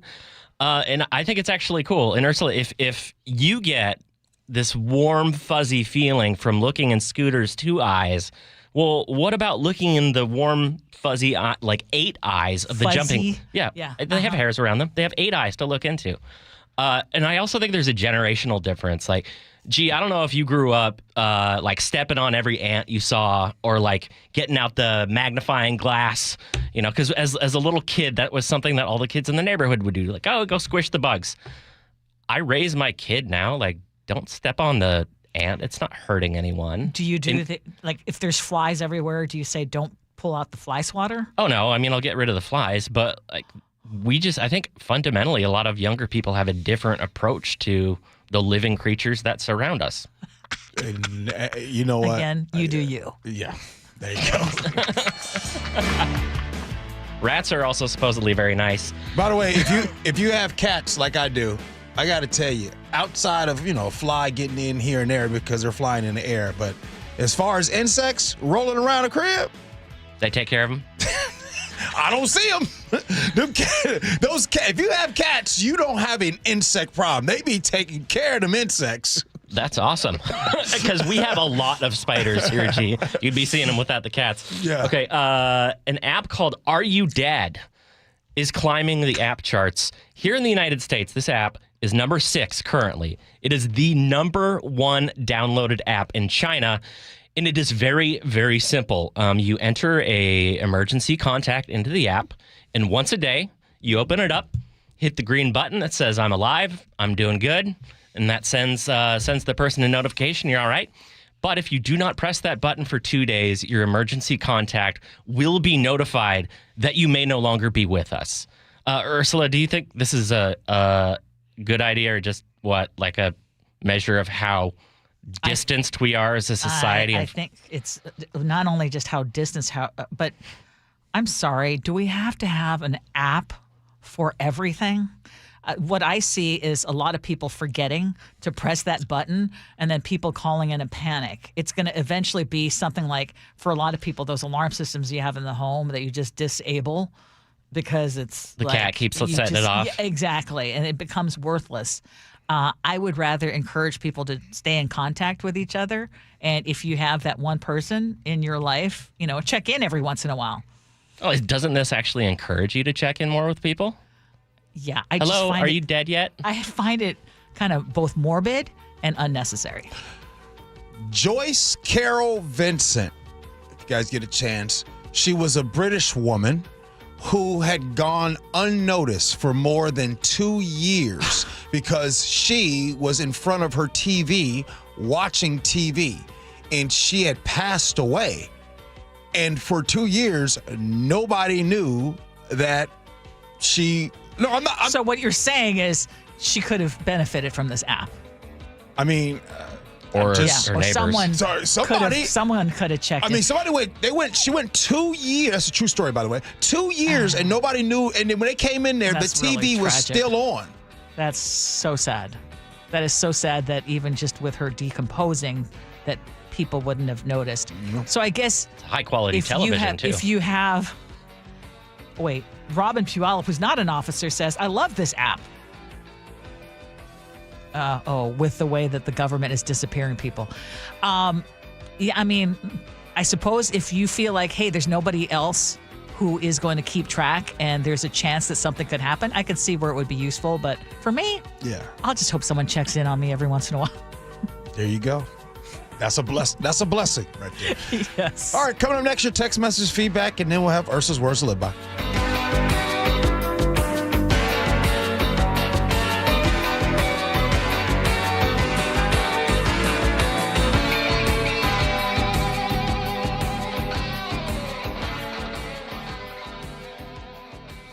After a slugfest to win the NFL's toughest division, the number 1 seed Seahawks' first playoff opponent, naturally an NFC West rival. And Purdy goes down inside the 15-yard line. Seahawks, 49ers, Saturday. And Lumen will be rocking. All teed up. The road to the Super Bowl runs through Seattle. And KIRO Newsradio 97.3 FM and the KIRO Newsradio app. If you've saved more than $300,000, you may have a big problem in retirement, and it's taxes. Taxes on your IRA and 401k withdrawals, taxes on your Social Security benefits, taxes on your investment income, and more. And when you add it all up, this could be your largest expense in retirement. That's why it's critical you get in front of this now. Hi, it's Charlie Harger. Discover the strategies that could significantly reduce your taxes in retirement with a free customized retirement tax savings analysis. It's from Boss Retirement Solutions, who has 2 locations in Seattle. Schedule your free analysis now by calling 206-210-1350. That's 206-210-1350. Don't overpay your taxes to the government. Call 206-210-1350. Advisory services offered through Boss Retirement Advisors. Investing involves risk, including the potential loss of principal. No statement contained herein should constitute tax, legal, or investment advice. This message comes from Viking, committed to exploring the world in comfort. Journey through the heart of Europe on an elegant Viking longship with thoughtful service, destination-focused dining, and cultural enrichment on board and on shore. With small ships that bring travelers closer to the destination, there's more time to explore. And every Viking voyage is all-inclusive, with no children and no casinos. Discover more at Viking.com. You're still grooving, still connecting, still loving, still turning up, still thriving. You still got it, but your immune system, it weakens as you age. That's where vaccines come in. They help train and strengthen your immune response to fight off respiratory illnesses like flu, pneumococcal pneumonia, RSV, or COVID-19. Ask your doctor or pharmacist which vaccines you need. Book in minutes at vaxassist.com. Sponsored by Pfizer. I'm worried. About what? Water. Oh? Hot water, if you really want to know. Water heater worries? Worried it's wearing down. Running out? The hot doesn't last like it used to. So you're... worried. I got a guaranteed fix. Let me guess. A new water heater. Right, but... that's what worries me. Well, worry no more. Why? What you need is an Apollo Plumbing water heater. Because? We include Wrenchie's worry-free warranty. Wrenchie's what? Worry-free warranty. Which means? When it wears out, we replace it. No extra charge. As an A-List Club member, you're covered for life. For life? For as long as you're an A-List member. You get annual life-extending water heater flushes included. So it lasts longer. Right. And when it needs replacement, you're covered. With no worries. Because it's Wrenchie's worry-free warranty. What else would you expect from the Ready Right Now plumbers? Apollo Plumbing. Home of Wrenchie's worry-free warranty. What about tankless ones? Worry-free too. Gotta love that Wrenchie. ApolloPlumbing.com. I love the fact that Mike Novak sells more homes than anybody else. This guy works so hard. You know what's happening? People are selling their homes again. And if you don't have Mike Novak's name on that sign, well, you're wasting your time and your house is just going to be sitting on the market. Mike is so confident that he can sell your house quickly. And for more, you'll pay no commission if Mike Novak doesn't sell that home in 21 days. So go to meetthenovaks.com. I'll spell Novaks for you. Novaks. Meetthenovaks.com. Experience the iconic Mexican music group Bronco at Muckleshoot Casino Resort, Saturday, February 28th at 8 p.m. They've sold more than 20 million albums and performed for audiences all over the world. Now Bronco is bringing their modern take on regional Mexican sound live to Muckleshoot Casino Resort. Tickets are on sale now at muckleshootcasino.com. Well, I'm here with my good buddy, Dr. Dan Nelson from Eastside Pain and Regenerative Medicine. And you've heard from Dr. Dan's patients over the years how a simple stem cell procedure has successfully conquered their pain. Well, folks, now it's my turn. After years of dealing with knee pain from all the football abuse, I can say my knee pain now is almost 100% gone. How'd you do it, Dr. Dan? Well, Brock, personally, I'm very happy that you did so well. And your story is like so many of our other patients who come in, former athletes and non-athletes as well, who have come in with chronic knee pain and they are looking for alternatives besides knee replacement surgery. And we're happy to provide this service. It's been truly a game changer for so many folks. It's just been a pleasure to be part of this. Consider Dr. Nelson, the only doctor with over 30 years of experience in pain medicine techniques, including stem cell therapy. I was in and out with a couple of follow-ups. It's a non-surgical solution to pain using your own stem cells. Consider stem cell therapy with Dr. Daniel Nelson, MD at 425-823-4000 or visit danielnelsonmd.com. That's danielnelsonmd.com. Your windows and doors play a huge role in your home's efficiency and comfort. Choose Lake Washington Windows and Doors for windows that are up to 25% more energy efficient than Energy Star standards and reduce noise by up to 50%. Visit lakewashingtonwindows.com today. It's the Gee and Ursula Show. Well, it's time to look over these text messages and see what you guys got. And you had a lot to say today, I will say. Yeah. On the Seahawks cracking down on season ticket holders who sell their playoff tickets, Mark in Auburn says, the first 3 years of the Seahawks franchise, I had 2 season tickets at the Kingdome with 100-level end zone seats. It was all paid for with money from my paper route. Tickets were $12 each. Oh, things have changed. B. Scott says, I have 4 season tickets. I don't have much money and often sell 2 of the tickets. The sale of those tickets winds up paying for the whole season of all 4 tickets. This makes it possible for me to continue going to games. Otherwise, I would not be able to go at all. So it sounds like that's someone who the Seahawks are not worried about. Right? As long as you're selling it at face value. Kevin in Seattle says, gee, I love our Hawks and we'll be going on Saturday, but what I do with my property after I purchase it should be at my discretion. And you know, Kevin in Seattle texted in and he's trying to say agree to disagree. Hey, Kevin, look, I'm not disagreeing with you, but what I am going to share with you is this. You said, what I do with my property. Season tickets and the right to buy and purchase season tickets is not your property. They get to decide. You can't just say, I'm going to get these tickets. You can potentially not be renewed. Yeah, so and maybe the Seahawks or maybe people need to be reminded of that, or maybe this is the reminder. Oh, they know. This is the reminder. Oh, they know. That, Ursula, how many thousands of dollars do you think you paid over the years for T-Mobile Park in Lumen Field? I'm not the right person. Oh, yeah, I'm not the right person to ask. I mean, we do have some public interest in it, right? Yes. Do you come back from vacation refreshed? Ernie in Kent says, vacations hit different when you're retired. Just saying, coming home is totally different. I felt Ernie, that. you're rubbing it in. I felt that, Ernie. Really did. Richard in Redmond says a vacation has to be a minimum of 3 weeks to achieve the results. A week or 2 doesn't cut it. The world will go on while you're gone on vacation. Hey, Richard. The fact that you can take 3 weeks and be gone, I couldn't do it. I'd be miserable. The fact that most of us don't even have 3 weeks, or if we're lucky, do. Okay, it's taken me a long time to get to that point, but I will say I agree with Richard at this point in my life. Okay, let's talk about Gen Z in the workplace. Sam in Redmond says, gee, I'm an IT consultant working with 30 local companies and over 2,400 users on a daily basis and for the past 30 years. Oh my. He says, we were complimenting Gen Zs, and he says, Gen Zs are a nightmare to work with. I'm planning to write a book about it with tangible evidence on hand. And so I asked him, I said, okay, give us some of your reasons why you say this. And so he says, communication, they're incapable of reading anything more than one sentence, and only if it has LOL, BRB, and other acronyms in it. If they respond to an email and take 2 phone calls, that is an exhausting day. That's not fair. That is an exhausting day for them. And common sense and deductive reasoning are lower in them than my dogs, he puts a smiley face, and they never ever ask you a question. They'll tell you their wrong views, and you have to walk gentler than a cat around their twisted thoughts, or you would hurt their feelings.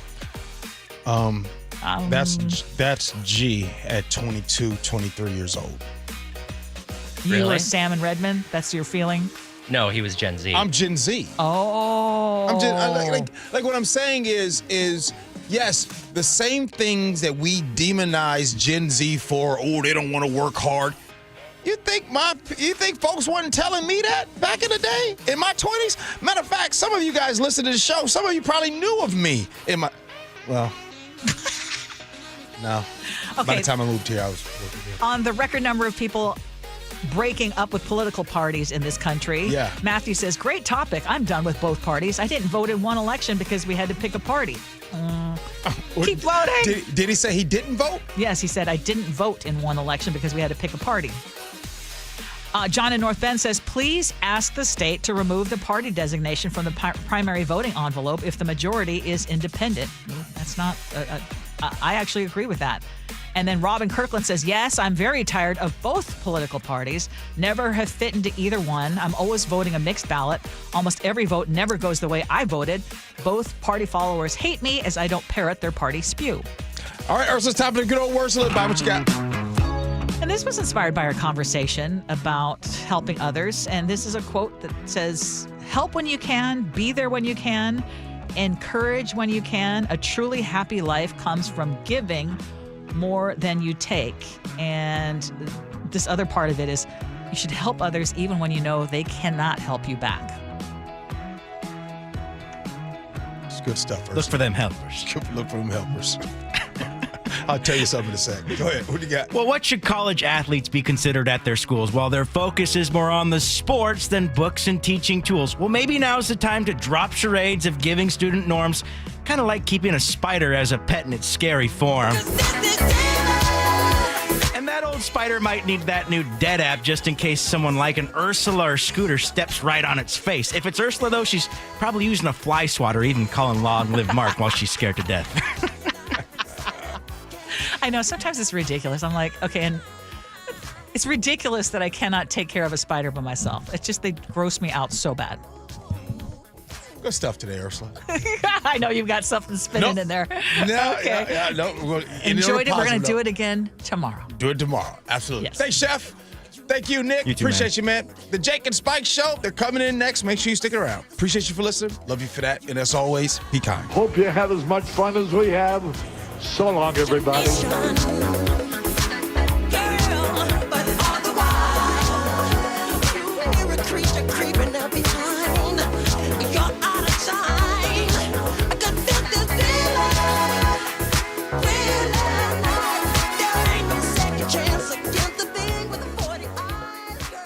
Gee and Ursula on KIRO Newsradio. You're not going to be able to stop what's going to happen. I hope he's successful. 9 to noon, streaming live on your smart speaker. With Progressive's Name Your Price tool, you can choose the best coverage option for you. Because you know you. Like, you know you can't cook. You're not one of those people who say that they can, but when people come over for dinner, they find out the hard way, you can't. You can't even microwave popcorn, and that's literally just one button. Plus, measuring and patience are huge parts of cooking, and that's just not you. Only you know you. So get coverage options within your budget with Progressive's Name Your Price tool. Progressive Casualty Insurance Company and affiliates. Pricing coverage match limited by state law. This is the story of the one. As the purchasing manager at a manufacturing plant, she knows the only thing more important than having the right safety gear is having it there when you need it.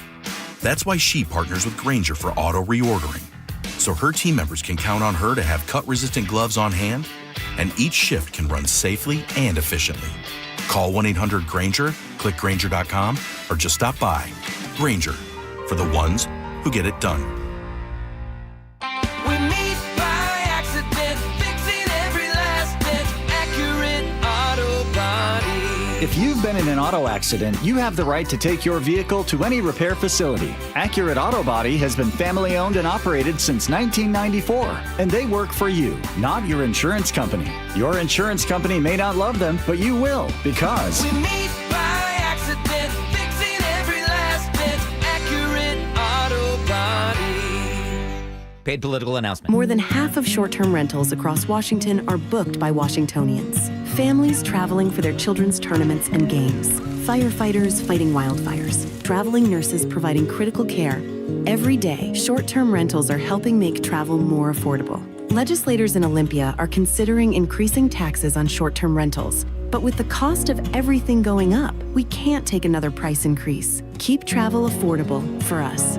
Paid for by Airbnb helps our state thrive host pack. Landlords, listen up. John Curley here from Madrona Financial. Is your property making you money? Madrona's Landlord Exit Workshop is a free event designed to help landlords understand the true numbers behind their rental properties. It's happening in person this Thursday, 3 p.m. at UW Tacoma. Don't miss Madrona's free Landlord Exit Workshop this Thursday at 3 p.m. at the UW Tacoma campus. Space is limited to RSVP. Call 833-673-7373. Reserve your spot now or sign up at madronafinancial.com/events.